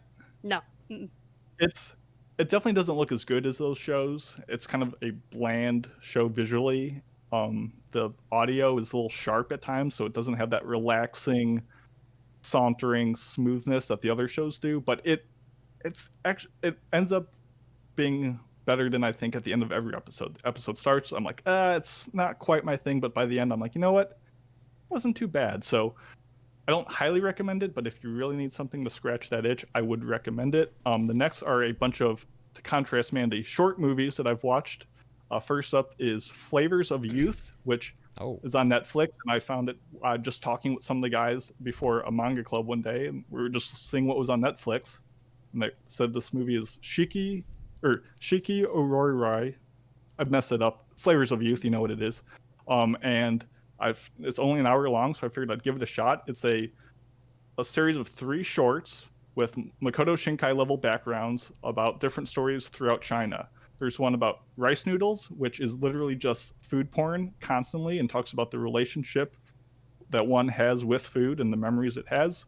One is about like fashion and deals with the world of modeling, and one is about like, people, like a romance over lo-fi beats with like tape recorders, and it's kind of cute. So it's a very short series, but it was visually pretty cool to look at, and I would recommend it if you want something really quick. Next up, and released like 2 days ago or 3 days ago, is A Whisker Away, which is the new Studio Colorido album or movie about the girl who can turn into a cat to impress her crush. And if I were to tell you, is keeping it real a good thing? Would you say, yeah, keeping it real is a good thing? You're asking me that? Yeah, keeping it real. Is that a good thing? In what way? Like, yeah, we're like, keeping it real, or I guess it's supposed it's to a be good thing. And have you seen the Dave Chappelle skit where keeping it real goes wrong? Where keeping it real is taken to such an extreme extent that it's actually not a good thing. I don't know. I don't think I've seen some Dave Chappelle. This movie I would call is when keeping it Genki goes wrong, because I'm all for the Genki. I love the hyper energetic people who just have that energy and they love to infuse the world around them with it. And the main character, the girl in this story, is so Genki that it is unbearable. She is bouncing off the walls, knowing everyone is calling her like just excessive. And besides her, it's an okay movie. Visually, I had a first impression that was terrible, where we get a point of view shot of her like feet walking across the floor, and you can see it like sliding back as if she's not attached to the floor she's walking on. There's this weird like flatness to everything, and there's a few indoor shots later that look good, but overall, for being a movie, this is not so stylistic that I dislike it. This is a Mari Okada film, and I've been back and forth on her writing. Sometimes I think she's amazing, sometimes I think she's terrible. This one is all right. This one's right in the middle. But if you like her stuff, give it a shot. Mason, I do like that they established. Yes. You know what would impress me? And sorry, I thought you were jumping to another anime, but I'm just gonna make a joke now. What would impress me is if when she turns into a cat, if she could just change back like halfway, that would be great. That would be perfect. Can she do that? I'm not too sure. We get some boys who try to transform into cats, and they can't make it quite all the way. And I don't know why. It's not explained. But I'm sorry. We don't know. We don't know the physics on how it works. But there is a character, Mitz, who is a fusion of the Cat Bus, Totoro, and Mario. And he's amazing. He's bounding all over the place. He's a real chonky boy. He says, "Sweet cat life," all the time. And it's very funny. And the animation of the cats themselves are actually pretty good. We get trotting, we get pacing, we get jumping, we get cantering, we get bounding. The way the cats move are actually pretty good in this movie. And there's a whole family dynamic established over underwear, which that's just a nice touch. And the music is pretty good as well. It's like really busy, but it doesn't fill up space. So, I mean, it just came out on Netflix. I think a lot of people have been enjoying it. So if you're definitely a cat person, take a look at that. I watched 2 Lupin the Third movies. The first one is called Lupin the Third, The First. And it's all CG, and it's probably the best anime CG I've ever seen. Oh. Without question. Like, we had that mailbag last week about, like, what's the best CG anime? This is the best looking CG in anime, period. This is like Pixar, DreamWorks level. This is, you get the hair, you get the particle effects, you get lighting. And besides that, it's a very basic, another Lupin story. And despite being the first, it's as easy a jumping on point as anything else. You just kind of won't know kind of his relationship with Zenigata and the crew. But honestly, it's a very good looking CG Lupin. And if someone in your family was like, "Oh, I don't like that anime look, I don't like it," but is okay with CG, this might be an okay starting on point. I also watched the third in the trilogy of Lupin the Third, Fujiko's Lie, which is the Takeshi Koike films. And these are like the kind of edgy, dark looking ones. These are about an hour long. This is the worst of the bunch. It kind of just feels like Scooby-Doo. But I highly recommend the other 2. And if you've seen those, you might as well see this one. So it's pretty good. It's okay. But the first was definitely preferable. I have a couple more, but I'll save those for later, because one of them I'm keeping secret from you guys, because I don't want you stealing this mystery pick for next season's reviews. You gotta watch the Lupin the Third episode 0. That is the shit. I might have seen. I've seen so many Lupin. I don't even know. That's the one where they all first meet, like for the first time. It's friggin' awesome. Yeah. Okay, I'll double check. I don't think I've seen that one. It's a TV special, like it's not a movie, but it plays plays like a movie. It's an hour and a half long, but it's real good. Nice. Very good. Nice. So I've got a whole bunch of other shows that I will want to watch in the future, but listener, if there's any that you're like, man, Mason, you would really love this show, or Mason's gonna hate the show, let me tell him about it. Let me know on Discord, because I'll give anything a shot and let you know what I think of it. I'm being told by our Discord audience to drop Kingdom. So they said if you're not impressed by now, then you won't be impressed. It's the same thing for most of it. And the manga is much better. So, okay. Shout out to our Discord. Okay. Anybody have anything else they want to share? That was a pretty good list. I don't think so.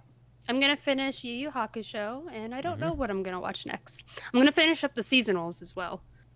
Yeah, I've got some seasonals I got to finish, like art. I might get to Haikyuu next time. Might watch Future Boy Conan. Figure 17. Yes, you should watch Future Boy Conan. I wanted to watch Freedom, which is like a 7-episode OVA about a moon colony and cup noodles, but I couldn't find it anywhere. So we'll see if I can track that down. Okay. But I want to hear what the listeners think. I think people must like these little topics because I think they play like a perfect recommendation list for tons of people. So people are like, people are always saying, give me anime recommendations. Well, here you go. And with that, we have another in-show trivia question for you. And it is, what is Hanako-Kun's favorite food? And from where would he buy them? We'll let you know after the news break. Stay tuned.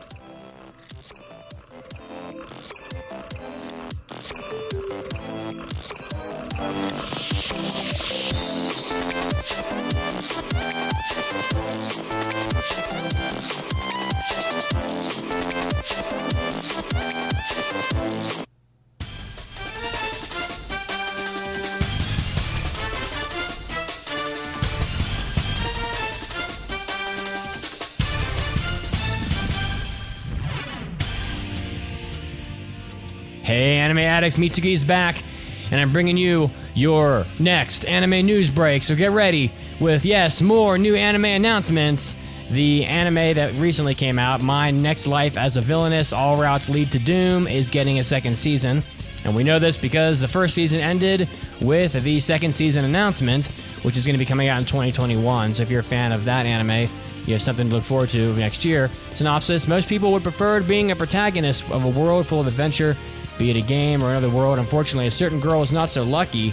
Regaining the memories of her past life, she realizes that she was reborn in the world of Fortunate Lover, one of the games she used to play. Unfortunately, she's reincarnated as Katarina Clace, the game's extreme antagonist, who faces utter doom at every ending. So if you're a fan of comedy anime, or this anime in general, having the first season just concluded, the second season is going to be coming out next year, so look forward to that.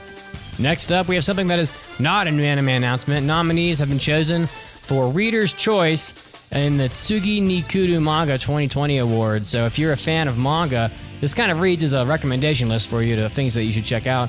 Gravity Boys, Undead Unluck, Prince Freya, Whisper Me a Love Song, Dead Mount Death Play, Marshall Magic and Muscles, Mitamas Security, Spirit Busters, A Sign of Affection, and Mission Yozakuru Family have all been nominated in the print manga category. So there were almost 5,000 entries, and that's twice as many as last year, apparently. So these have stood out amongst a very large crowd. So if you're a fan of manga, go back and play that list out again, and maybe you'll find yourself a couple new things to read.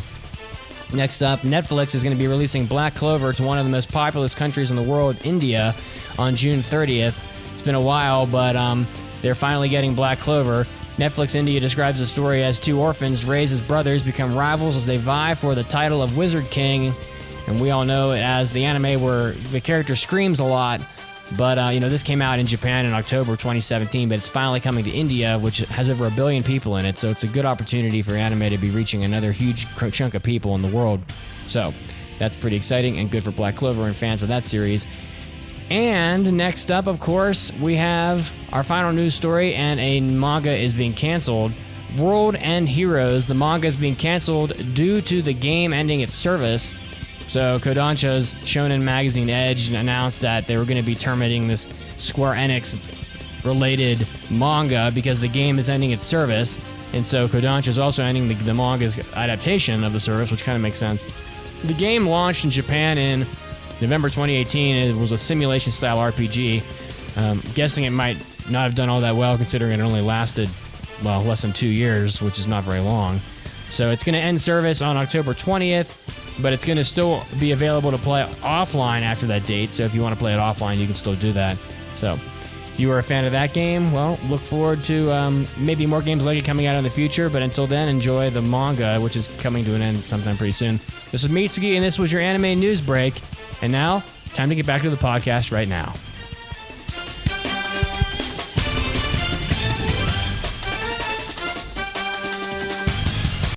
Hey, Anime Addicts, JList and JBox.com are your premier online source for shopping of all sorts of anime and Japan-related goods. They have anime figures, anime DVDs and Blu-rays, Japanese magazines and snacks of all sorts of types, import console and PC games, visual novels.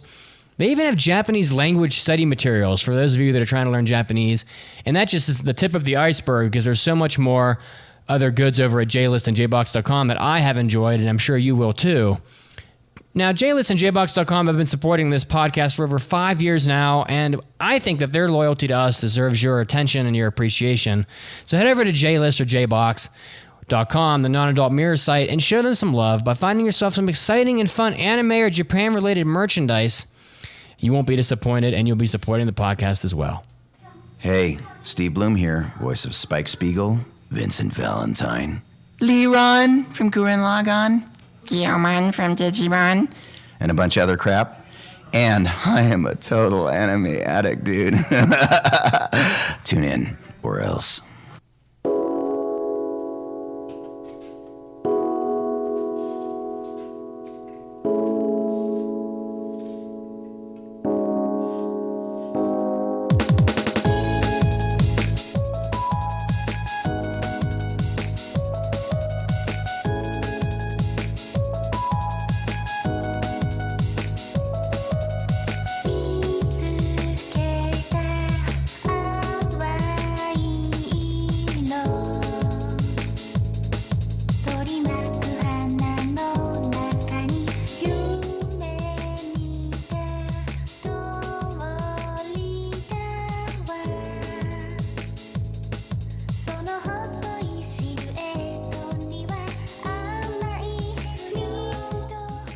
Welcome back from the news break. Did you miss us? In-show trivia question. If you saw the anime, you know the answer. So this is like one of those pop quizzes in high school where they give you like really obvious quiz questions, and it's like, well, that person didn't read the book because that's the main point of the book. What is Hanako-Kun's favorite food, and from where would he buy them? He would prefer homemade donuts, I believe. Mm-hmm. Plain ones, specifically plain, which is very not what I would want. But, you know, to each their own. And now, I don't think I've ever had a plain donut. Maybe. I've always had ones covered in icing. And hell yeah. Give me all that. And now Mitsuki has finished his monster. Now he's going to open up a seltzer water here, raspberry flavor, and I'm going to take in a leave. Ooh, I can feel the fizz. Because I'm old as hell, physically, because I've been destroying my body for a long time, and I just walked down a mountain, and I feel like I just got hit by a car. So, wait a second, wait. Oh, seltzer water is making a comeback, and it is some good shit. And you know what else is some good shit? Our additional content from the podcast, the Hobby Addicts, the hentai episodes. You get the naughty, you get the hobbies. Mandy's gonna come at you with like, you want video game reviews? Open wide, and she's just gonna be like, just shovel it in there, like, So we had like what 7-8 games talked about today on the podcast. On 5 for me. On our Hobby Addicts, Mason threw a couple more good big hitters in there, and I'm telling you what, good extra content at aaapodcast.com/join. So you're gonna get all that great shit, and you'll help us continue to operate the way we've been. And of course, if you just sign up now on the website, you get our member RSS feed, which gives you access to all that content on pretty much, I won't say every mobile app that you use to listen to podcasts, but most of the big ones. And pretty easy to get it working. You just access it from the top of our website. You click on the member RSS link, and it'll take you right to the instructions on how to get that thing fired up. So again, it's aaapodcast.com/join. Help out the podcast. Mandi will fire host feed you video game reviews. You'll get to hear about me falling off mountains and, dying. And Mason, you just never know. He is the wild card. It's like, you just don't know. You don't know. My God. Talking Anyway. about books next week. Spoilers. Oh, wow. Okay. All right. And also helping out the podcast, the 5-star reviews on iTunes also help very, very much. And so we're going to read one of those right now.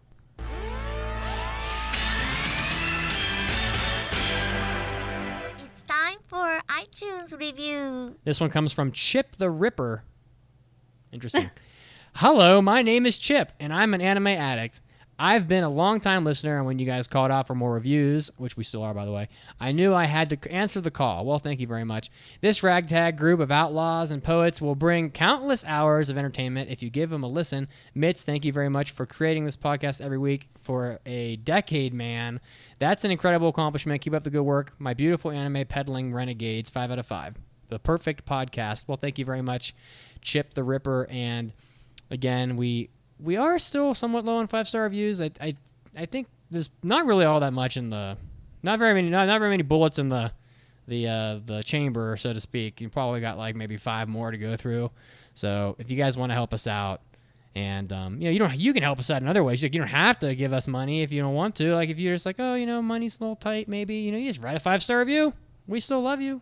We're gonna love you anyway, but Yeah. So of course. Yeah. Thank you. Chip the hero, Chip the savior, Chip coming to our rescue, my dude. Thank you. Chip Rescue Ranger. All right. All right. Mailbag time. It's time for an almighty anime mailbag. Anime.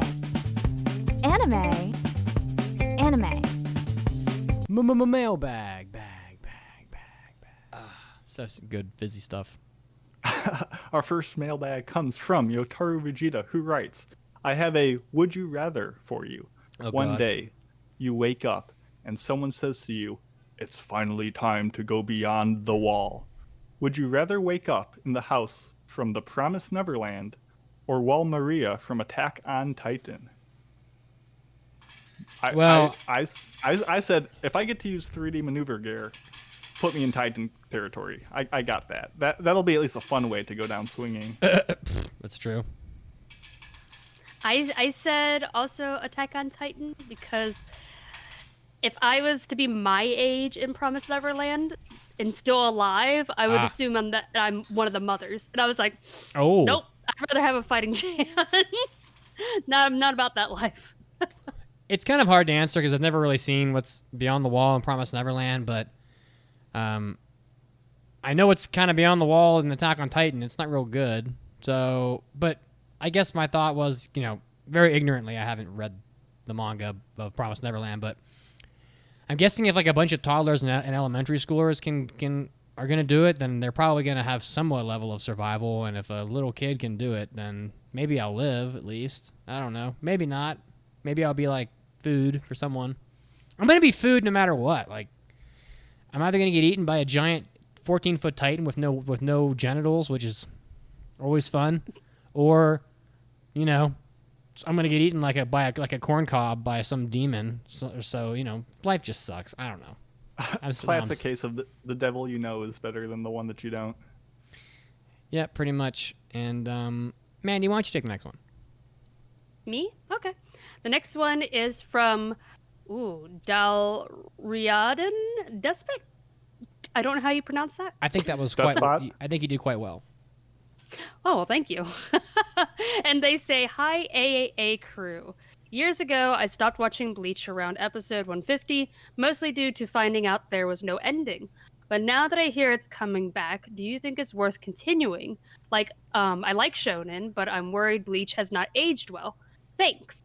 I have not seen Bleach. It's on my list. I might tackle that before Naruto because At least that one's a lot shorter. I think that one's about the same length as Gintama. But I don't think it'll hurt anything. I mean, I think what's important is that you are enjoying the journey. Oh, yeah. I think the journey is more important than the ending, personally. But I think just watch until you no longer have interest in it. It's such a long show, too. You can watch a chunk of it and be like, I'm kind of done and over it. It's up to you. Spend your time how you want. I don't think there's anything wrong with it. She's saying, do what you want. Yes. Yeah, I mean, I think that if you're excited about a new show and you want to be filled in, then, I mean, anything is worth watching if you want to watch it, basically. That's why I was rewatching Inuyasha. Yeah, that's the whole point of, like, entertainment. Because half of it I couldn't remember. It doesn't, like, I can sit here and say, oh, this show is worth it, this show isn't, this show is. But, like, my opinion, ultimately, doesn't mean a whole lot. You know, it's kind of, like, directionally steering you towards things that, like, we think are good. But it's like, honestly, if you like it and you want to watch it, just watch it. Like, my opinion is not as important as your opinion on what you want to watch. Yeah, that's always weird when people are like, should I do this thing? I'm like, that's up to you. Are you enjoying it? Keep watching it. I'm not going to sit here and try to dissuade you from liking something. It's rude. Do I like ice cream? Yes, I do. Do I have Klondike bars in my freezer? Yes, I do. Will I eat one in the next 10 minutes? I don't know. We'll find out. It's crazy. Like, what's the worst that happens, though? Like, say you tried and it ages poorly. What did you lose? 20 minutes? Like, give it a shot. Give everything a shot. Sample things. And like they said, you know, the second it stops being compelling, you know, don't be like, well, I already put in 100 episodes. I'm in the sleep. Just drop it. It's a long series. You have short lives. Make the most of it and watch what you like. End of story. Yeah. This topic is a lot different. We're talking about like video games where you're investing $60 into something. That's a lot different than I would say collect as much information as you can. But for anime, it's so like it's all you got to do is just watch 20 minutes and do I like it? Good, continue. We are blessed living the best time to watch anime that there has ever been. It is so convenient that for people not to be sampling everything is ludicrous to me. Yeah. So I have a question for you guys. No. Yes, I would like that Klondike bar. As I hold up a Reese's like Klondike bar, what would it says on the back? I'm reading it. What would you do for a Klondike bar? Boom, bing, boom, bippy, boom, bing, boom, bing, boom, bing, boom, bippy, boom. Would you Is that perform? the real song? Yeah, from the commercials. Would you perform? Would you perform carpool karaoke on a public bus? Yes or no? Boom, bing, boom, bippy, boom, bing, boom, bing, boom, bing, boom. Sure. Klondike bar? No. I would. Well, we've established this. I will not sing for any reason because I didn't say it's gonna be good. I'm gonna tell you, like, so they say, oh, Reese's Klondike bar. Everyone knows Reese's peanut butter cups are amazing, and I'm like, oh, this is gonna be great. This is gonna have like chunks of peanut butter, chocolate in them. It's gonna be so good. Like if you go to Sonic, they have a peanut butter blast, like Blizzard basically that is just obscenely packed with peanut butter. It even has like just straight up peanut butter just crammed inside of it. But like these Klondike bars are not that good. It's only the chocolate shell that tastes like Reese's. So it's kind of a bummer, but you know what? Whatever, fuck it. Here's a much more important question for you guys. It has nothing to do with anything, but will derive how listeners think of you for all of eternity. Uh-oh. If you go online and you see an image and it's moving, what do you call that file format? GIF. A GIF. Okay, you pass. Everyone wins. We're all good here. Is there another It's not option? Jiffy peanut butter. Yeah, some people call it GIF. Oh. That has a J. They're wrong. I love looking at giraffes when I go to the zoo. No, that's it's true. not the same. English is Not the dumb, same. guys. Not the same. Guys, GIF. English is stupid. It is GIF. I'm sorry. Anyways, are we ready for our impression / review? I have never been more ready.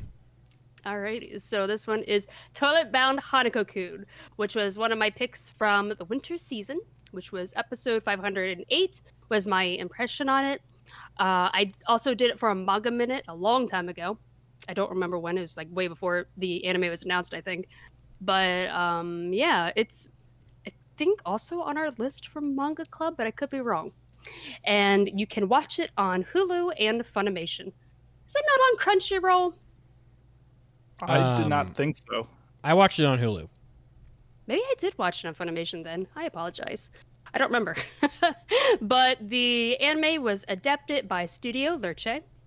And the director was Masaomi Ando, who worked on Astra Lost in Space. And yeah, so this one is a supernatural story about a girl named Yashiro. And she is just boy crazy, man. She wants a boyfriend so bad.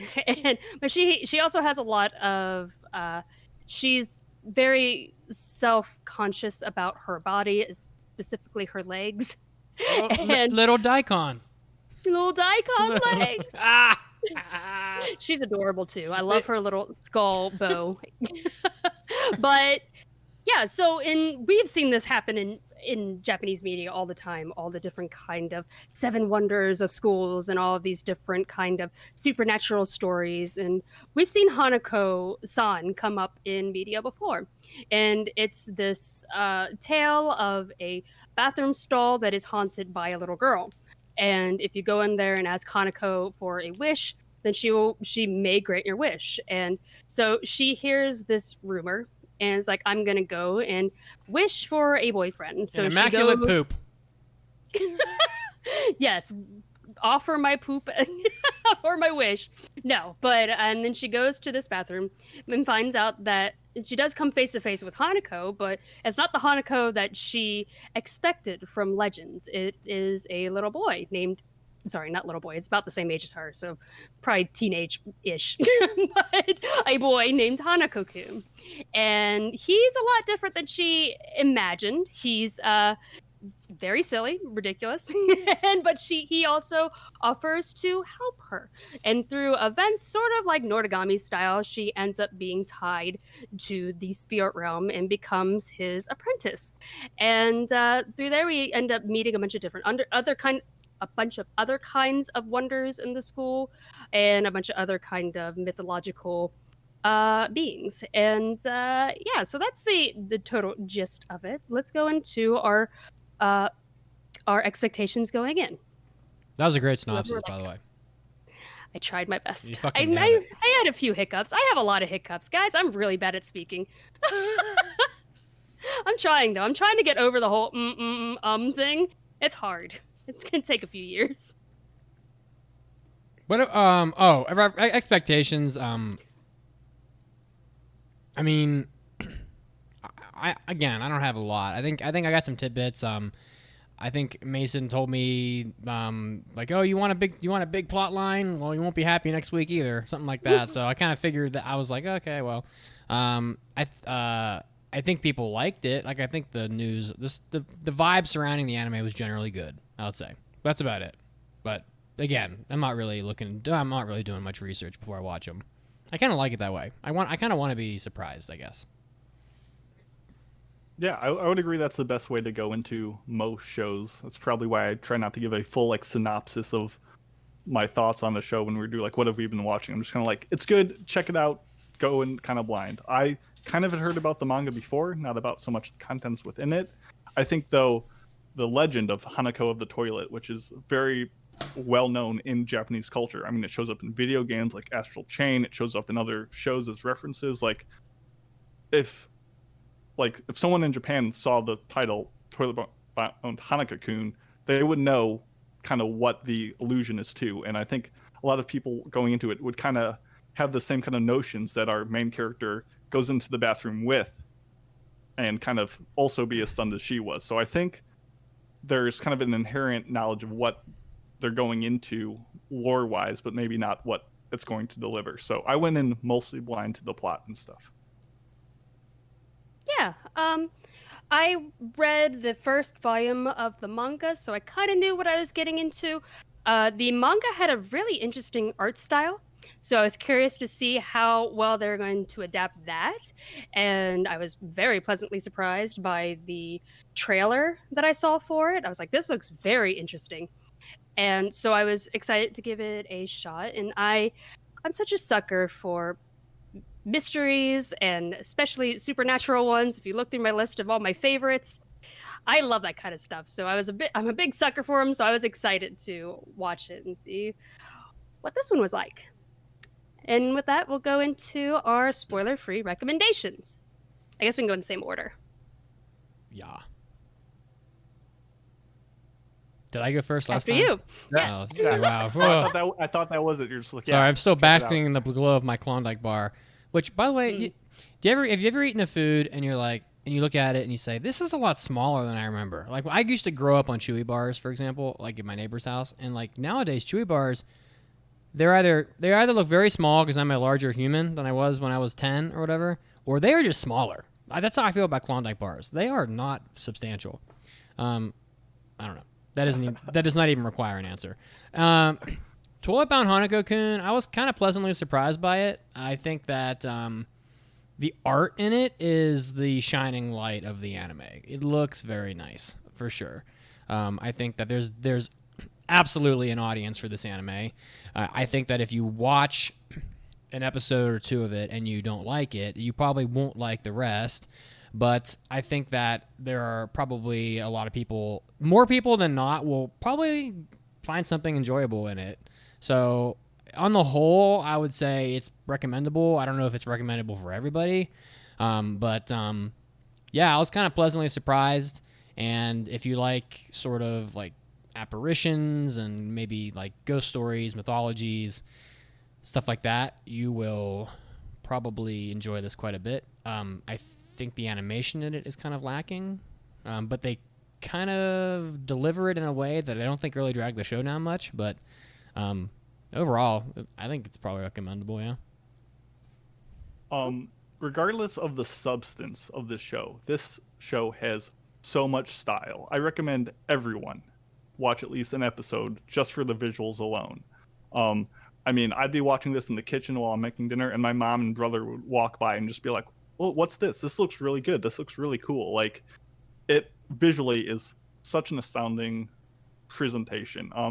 There's not much animation, but it doesn't lack for it. It's people who've seen Hoseki no Reitetsu will kind of be at home with the stylistic flourishes and like mythological references. This show, I talked about Moke earlier, which is similarly an episodic mythological show with mysteries. And these shows are on opposite end of the spectrums, where Moke looks terrible, but I really found myself engrossed with each plot. This one is so visually amazing that it holds up. And this is almost a one-to-one of the manga. It's pretty much panel to panel. And while I think the jokes work better in the manga format, just the color in this show alone is worth checking out. I think it's probably best watched once a day or maybe once a week, kind of that episodic thing. It's not going to be like a marathon sort of thing, but I highly encourage everyone to check it out just from a visual standpoint. Yeah, I'd say the same. I think it's easy to recommend. Like everyone else said, I think it looks visually just fantastic. It's so different than everything else that I have seen. I wouldn't say it's as maybe weird as say Mononoke is, but it's still really visually very interesting to look at. And I think it did a good job. They did a good job of adapting the art style from the manga into animation. And yeah, it may not have, amazing sakuga or anything, but I don't think it needs it because the art style is just so interesting with dark lines that are really thick lines that almost look more painted on than they do like digitally drawn. It was really interesting. And it always has this really dark undercurrent. It has characters that are very cute with a very cute art style, but it kind of has this really dark, mysterious undercurrent to it. And I think I really enjoyed the first half of it, where it was different kind of mysteries of the like school mysteries and supernatural beings, and then it starts going to a little bit more of a more linear style towards the end, which I wasn't a big fan of, but I mean I was still enjoying it. And I think a good thing to be aware of, the manga is still continuing, and I'm sure we'll get more anime, but keep in mind that some of the mysteries in it are not solved in the first season, especially surrounding Hanako-Kun himself. But yeah, no, I think it's really interesting and worth a shot. Probably not if you're looking for, like Mitz said, like a really deep storyline or anything. It still has kind of slice of life feeling to it, but it's interesting. So yeah, I'd say I would recommend it. It had more. I want to make it. Go ahead. Real quick, I will say that it did end up having more of more story like line, like more. What the hell am I trying to say? More plot threads than I thought it would have. So yeah. Mm-hmm. So, like, you might think, oh, this is going to have no story. It's just going to be, like, one-shots of, like, a ghost here and there. It's a little more than that. Like, they sprinkle it in. Yeah. Mm-hmm. I will say, just because there were some comments in our chat about the title, Toilet Bound Hanko Kun, and kind of what it means. So the actual name is Jibaku Shonen Hanako Kun, which has no mention of a toilet, and it just means Jibaku is like a ghost bound to a specific physical location. And so while there isn't a toilet said, the Japanese audience would recognize Hanako from the lore of Hanako of the toilet. So although it doesn't say toilet explicitly, I think it makes sense that they kind of add that kind of weird appealing hook to bring people in, and it is not all poop locations and jokes like that. So kind of a strange name, but I think it kind of helped make it more memorable than just Ghost-bound Hanako-Kun. So Cool. With that, let's go into spoilers. Spoilers are coming. Oh my god! So yeah, where do you guys want to start with it? I think right away I really liked a lot of the different kind of mystery, supernatural stories in there. I'm a really big sucker for those. So stuff like with like legends behind them, with like the confession tree, or the stair that is supposed to kill people if they hit, or get spirited away if they touch a certain stair. I don't know, that kind of stuff I think is really cool, and I like diving into those kind of stories, kind of ghost stories. I agree, Mandy, that the first half mysteries were a little better crafted. The Misaki stairs kind of... It seemed like there was this knowledge that Hanako-kun had of what was going on, but he didn't quite relay that to the people he was with, so we were kind of into the mystery with it, whereas other locations, it seemed like the characters maybe knew a little bit more going into it, and I didn't feel like there was as much of a mystery component as to what's going to happen when they put these legs or limbs or body parts in the box. What's going to happen at the end? Yeah, I thought that was really cool. Well, I really like the Misaki stair arc with those two episodes of just collecting body parts and all of them coming back with a different kind of body part and what's going to happen when they collect them all. I thought that was really interesting. Kind of remind me of some of those chapters we played of the Junji Ito game. Yes, yeah. That was really cool. But yeah, and I think I like a lot of the mysteries surrounding Hanako-kun himself. And I don't know, part of me doesn't want to know his history. I don't want to know. I kind of like the mystery of, oh, he may have killed somebody, or he may have, done really horrible things in his previous life, or maybe had a really sad history. I don't know. Part of me doesn't like always uncovering that kind of stuff. I kind of like having characters, especially supernatural ones, surrounded in just an air of mystery. Do you guys have a favorite arc, I guess, for lack of a better word? I mean, they're pretty, some of them are pretty short, but there were like 4 or 5 of them in there. Yeah, you had the moke at the beginning, the Misaki stairs, confession tree, the Mitsuba, the tea party, the mirrors, and the mermaid at the end. And I feel like, what was the 4 o'clock library one? That's where they met they looked teacher, into the right? books where they could read the future and stuff. And I think, just like talking about it now, I think I realized what I liked about the first half stuff is, going up the stairs or reading ahead in the book with the red pages that you're not allowed to read that tell you of their future. Those I enjoyed because there was a penalty. There was actions that the characters were taking, and the adverse effect was unknown. Like, what happens if you put the wrong limbs in the box? What happens if you read the page you're not supposed to? If they did that action, what happened? Whereas later, they were just like getting attacked, and it's like, well, if they mess up, they die or get harmed or get killed. And it was more of like a fight where there was a less of a antagonizing mystery in that respect. But I probably liked, I want to say Misaki stairs, but I'll be contrarian and say the 4 o'clock library. Yeah, that one was cool too. I think I like the... Yeah, I don't want to copy you. I liked knowing a little bit about Hanako-kun. Like, I think that it's nice that he's kind of not fully revealed, sort of. But I don't know. I feel like that second part with the stairs was probably the most interesting. Like, for example, I didn't find the hell mirrors or whatever to be very interesting at all.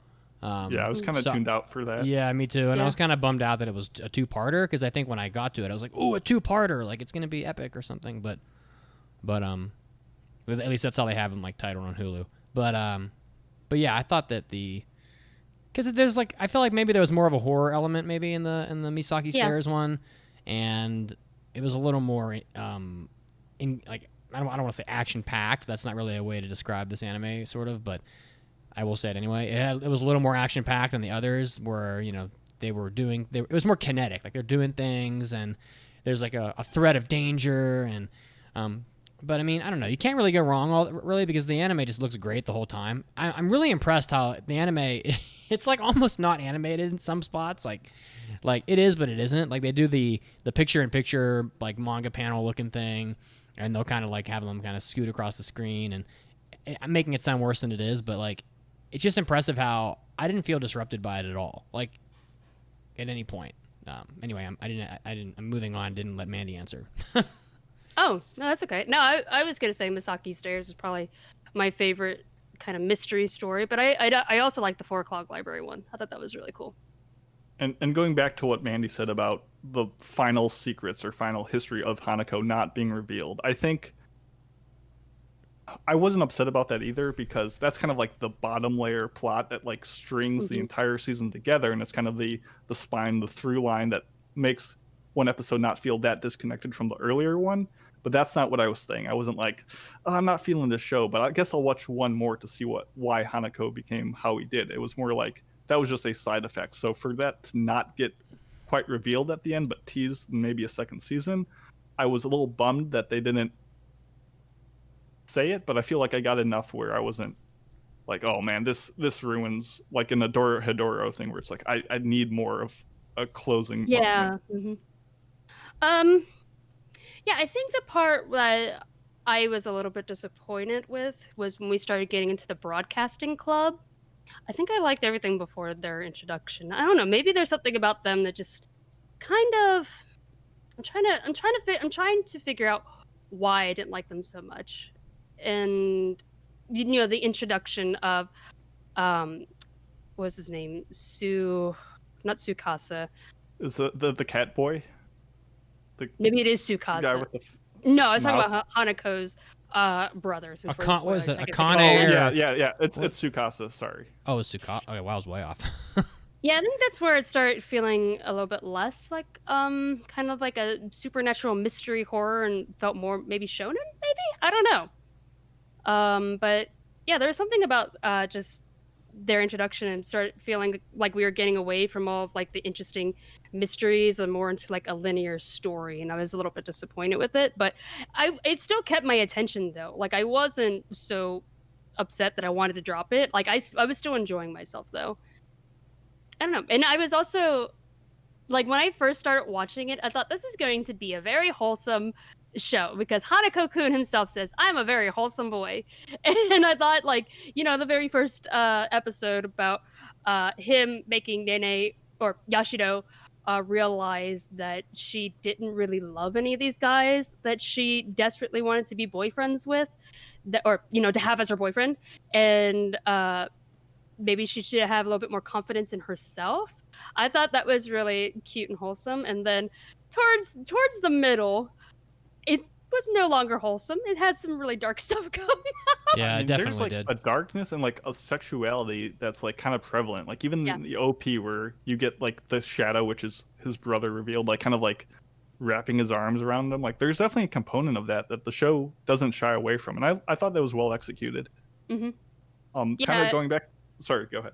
Oh no, I was just gonna say, like, when Mitsuba was introduced, and since we're in spoilers, I'll go ahead and say it. But I think, like, there's a part where Mitsuba, who is a ghost boy, who was a boy that used to go to this school, and students there still remember, but he passed away, and now his ghost is at this school and still uses a camera. And I was surprised at one point where like his ghost was pretty much destroyed by Hanako-Kun himself, and but I don't know, part of me was really surprised that they brought him back, because at that moment I was so shocked. I thought like he was gone for good. You know what I'm talking about, like with the Hell Mirror episodes. I was surprised they brought him back. And he was like alluded to earlier, like when Tsukasa was like using like blood marks on the whiteboard or blackboard, and you saw like his like pattern sketched out. Like it was a nice little callback, but I don't know, Mitsuba was kind of annoying. So while I liked his arc and like the effect he had on Ko when he kept on saying like, I don't know, he kind of rubbed me the wrong way. I did want to say a callback though I like how constantly Yashiro or Nene is like very self-conscious of her legs the entire time. And in the last episode, she's like getting like convinced to join the Mermaid Guild, and they're like, throw away your stupid human legs. And like the dual meaning of like, throw away your legs because we want you to be a fish, and fish don't have legs, and your legs are ugly. Like that solved both her problems at once. And she still like, I thought that was a nice like combination of her insincerities and the joys of what they were offering. And she kind of sort of resisted, but I thought that was a nice touch. She doesn't resist though, because she's like, she's going in to drink the mermaid juice or whatever the hell it was, and she's even got like the blushy face. So, and then Hanako-Kun's the one that scoops her out. Is he not? Well, I think she saw the suitors and was like, "Ooh, this is not for me," and then kind of gets dragged in by the fish. I don't know. The main girl character is kind of.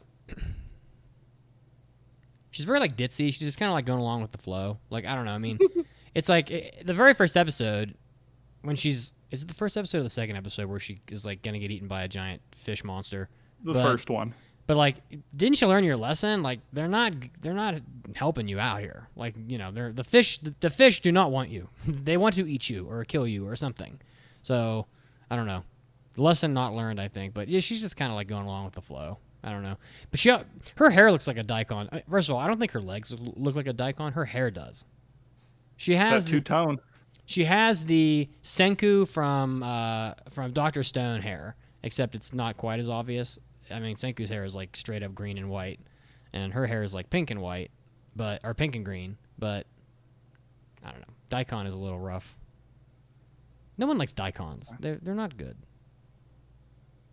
Even Mason probably doesn't. Even Mason probably doesn't like daikon. You know, I don't. I've probably had it like grated on top of like a piece of fish. Maybe it's just like a topping. You know, I don't know. For a vegetable that is huge, it is very much grated into like a powder and put on like food. I don't know. It's very odd.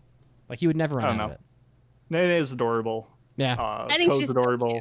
Hanako-Kun's adorable. Like our they're all cute. Cast is great, and the voice acting performance by the legendary Megumi Ogata for Hanako is, besides the besides the visuals, I don't want to say animation, besides the look of the show, the voice acting of Hanako-Kun is probably the best part of the show. It is so solid. I was about to say about Hanako's voice actor. It's such a good job. All the delivery is amazing. There is one episode where he tells Yashiro to do something and she takes off. And he's like, no, but actually, stop. And then you just hear those, like, the sound of her falling down the stairs. He's like, oh. He's like... The delivery was so good.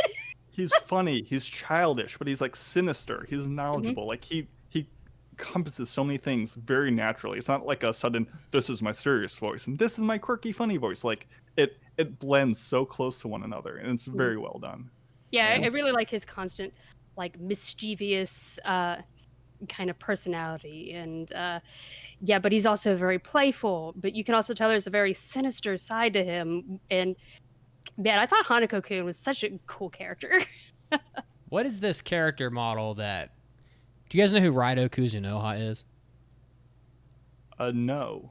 All right, well, if you Google Raido Kuzunoha, you're gonna get a character from a game from Shin Megami Tensei, Devil Summoner, and a couple others.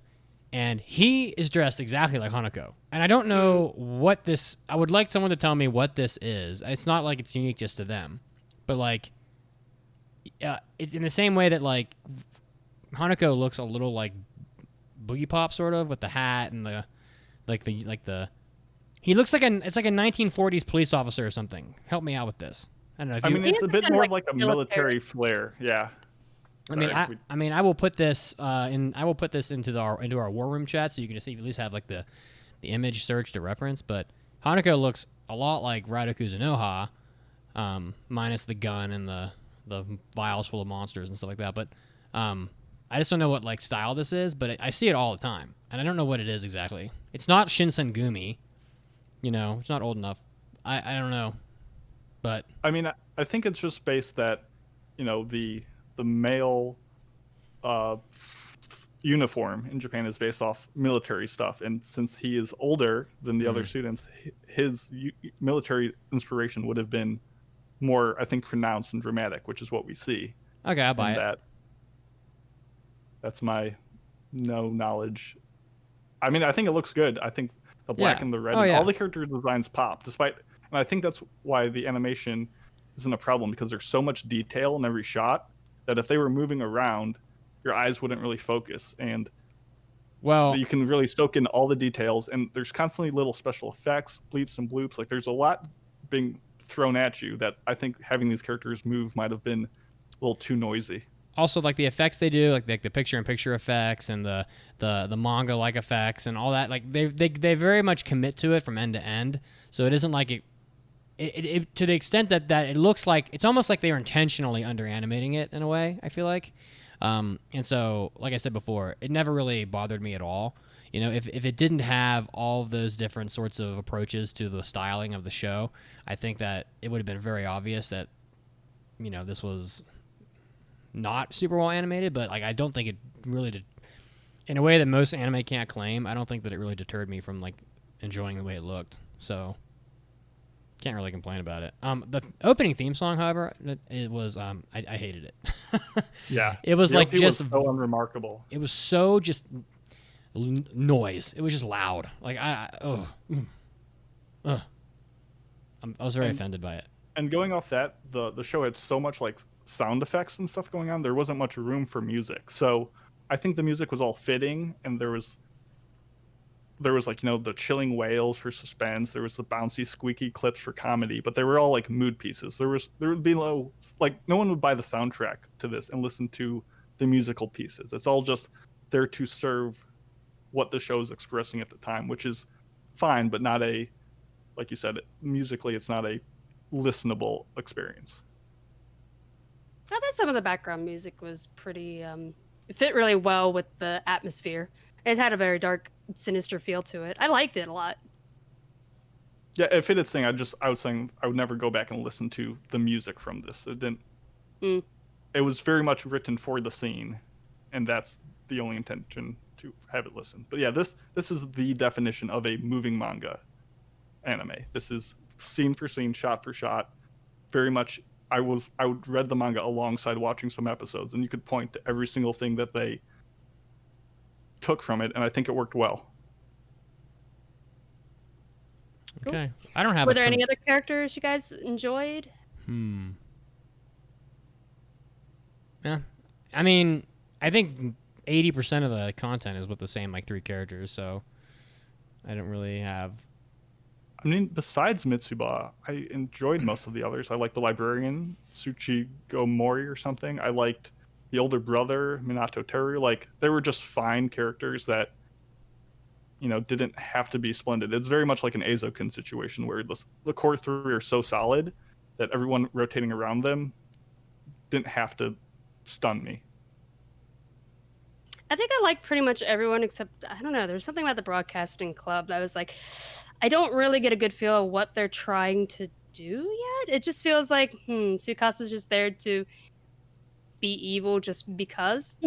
Yeah, without knowing their intentions, they're just antagonistic jerks instead of having a better code that we can sympathize with. I think I need to know more about Tsukasa's past with Hanako to really decide whether or not I like him. Because right now it just feels like I don't know anything about what their history was, like what happened. And it just feels a bit, I don't know, like just dark to be dark, or like just a character who's just being an asshole just to be an asshole. I don't know. I need to know more about their history to know if I really can sympathize with him. But I think everyone else I liked Minamoto a lot, the exorcist boy, and I like his conflict of, like, I am an exorcist and I should be getting rid of Hanako because he's dangerous, but also I don't want to hurt Yashiro's feelings, and he's actually kind of a nice guy. I kind of like that conflict with his brother.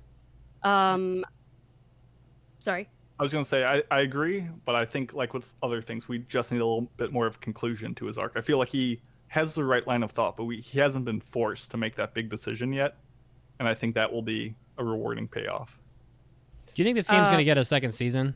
Or this anime, rather? Sure. I'm sure it will. The manga's still ongoing. It felt like it at the end. Yeah, I wouldn't be surprised. although he was loud, I actually kind of liked Mitsuba. I thought it was really, I don't know, really sweet. And I was really, I think it's really easy to sympathize with his backstory of bullying and the story with him, the camera and take a picture of Ko. I don't know. I kind of liked his backstory. But the main three are definitely the best characters in it, I think. And Moke's. Moke's are adorable. It's cute seeing what they're doing in the background all the time. They were cute, but I think they weren't as cute as the show wanted them to be. I thought they were adorable. They were cute, but they were okay. I think my girlfriend called them peeps. They do look like peeps. They look like peeps, yeah. Best moment of the show is when Ko is getting like choked after cooking donuts with Nene, and the halo that appears above his head that signifies death is just a donut. Best moment by far. Oh. That's all I got, though. I have nothing else. Alrighty. Let's go ahead and score it. I thought this anime was pretty good. I don't think that there was enough plot line in there that I was kind of happy. I think the show had ups and downs, though. Like there were sections where I was like, this is really, really entertaining, and then there were sections where I was just very unengaged, which unfortunately I feel like was most of the end of it. So if I had to draw like a line chart of the show from like being, where like the axis on the bottom is the episode number, I'd say the show definitely goes downhill from start to finish for me. I think the first half was way better than the second half. But overall, like I think it was pretty good. It wouldn't kill me to watch a second season. I think there are definitely people out there that would enjoy it. The art looks really cute, generally appealing. It's not really like there's nothing really like objectionable or tough to watch in it. So most audiences can handle it probably. I'm gonna give it low-hanging fruit. I'm gonna give it 3 daikon radishes out of 5. There you go. This show kind of hit me like Demon Slayer did, in that it's a lot of standard plots and tropes in it, but like it's just bolstered by a phenomenal like visual presentation that kind of carries the load. And despite how good it looks and how sassy some of the characters were, a lot of the moments, especially like it said at the end, felt stale. The themes of relationship, the acceptance of one's desires, or like the humor in the show just really didn't jive with me. And I wasn't sure what the show was trying to say most of the time. I know what it wanted to say, but it didn't really complete that sentence. And I take it back. Actually, the best moment of the show was the fish with a bow tie on it. That was pretty cool. I do recommend everyone check this out. It visually is amazing, but looking back at it, like I don't see myself remembering a lot of the moments of the show. And while I would watch season 2, I just don't think it holds enough charm. And I think not having a lot of bad parts doesn't make a show inherently good. So I'm going to give it 2 out of 5 sealed Yoroshiros and leave it at that. Visually, I think it's really fascinating. I love the juxtaposition between the cute characters and the darker themes behind them, like the kind of horror themes. And I really like the mysteries. I really like the different kind of folklores that we came up to and how they function. And I'm pretty much with Mitz, where I thought it was really good in the beginning. The last half, well, I wasn't upset by it. I was starting to lose a little interest in it, I think, and because I think I just need more information on certain characters. But I like the relationship between Yashiro and Hanako, and I really like the main 3. I thought they were really cool, and I liked a lot of the other side characters too. So I am definitely looking forward to more. And I will give it 3.5 out of 5 rabbit peeps. Yummy. As the ferret scampers across in solidarity. What did our listeners think? So altogether, the listeners averaged out to a 3.5, and most of the comments were pretty on par with what we said, that the artistic side of it was really interesting, and they felt the first half was stronger than the last half, and it seems like most of them are ready for more. So yeah. Okay. With that, I think we have reached the end of our show. We did it. Congratulations. You made it. You made it to the end of our very long podcast. Thank you for coming, guys. Yeah. And remember, you can still join at aaapodcast.com/join, get Oh, bonus yeah. content. We are going to do an after party. So if you are watching live on Twitch, stick around. You can watch that. And later on, it will be uploaded for subscribers. And also, please check us out on iTunes and all of the other podcast apps. And come join our clubs and come talk to us on Discord. We love your feedback and would love to know how we can do better. And next week, I think what are we reviewing next week? Drifting Dragons? Drifting Dragons. Was it, yeah, Cute Dragons, I guess. They're the same. What is our topic for next week? Oh, next week we're picking for summer. Yes. Summer, yeah, because it's pretty much here. So This yeah. this season flew by. I completely forgot. Oh yeah. I think Ikebukuro Westgate got delayed as well. So Oh my goodness. the There already weren't many of them. So. But I've got my winning pick, as long as you guys don't look at my anime list and find out what I want. But yeah, thank you for joining, guys. Sorry, did you have something else You're talking to me? that you're going to add? No, Okay. I'm good. Well, thank you so much for coming. We love you guys, and we will see you all next time. Thanks for hanging out. Bye-bye.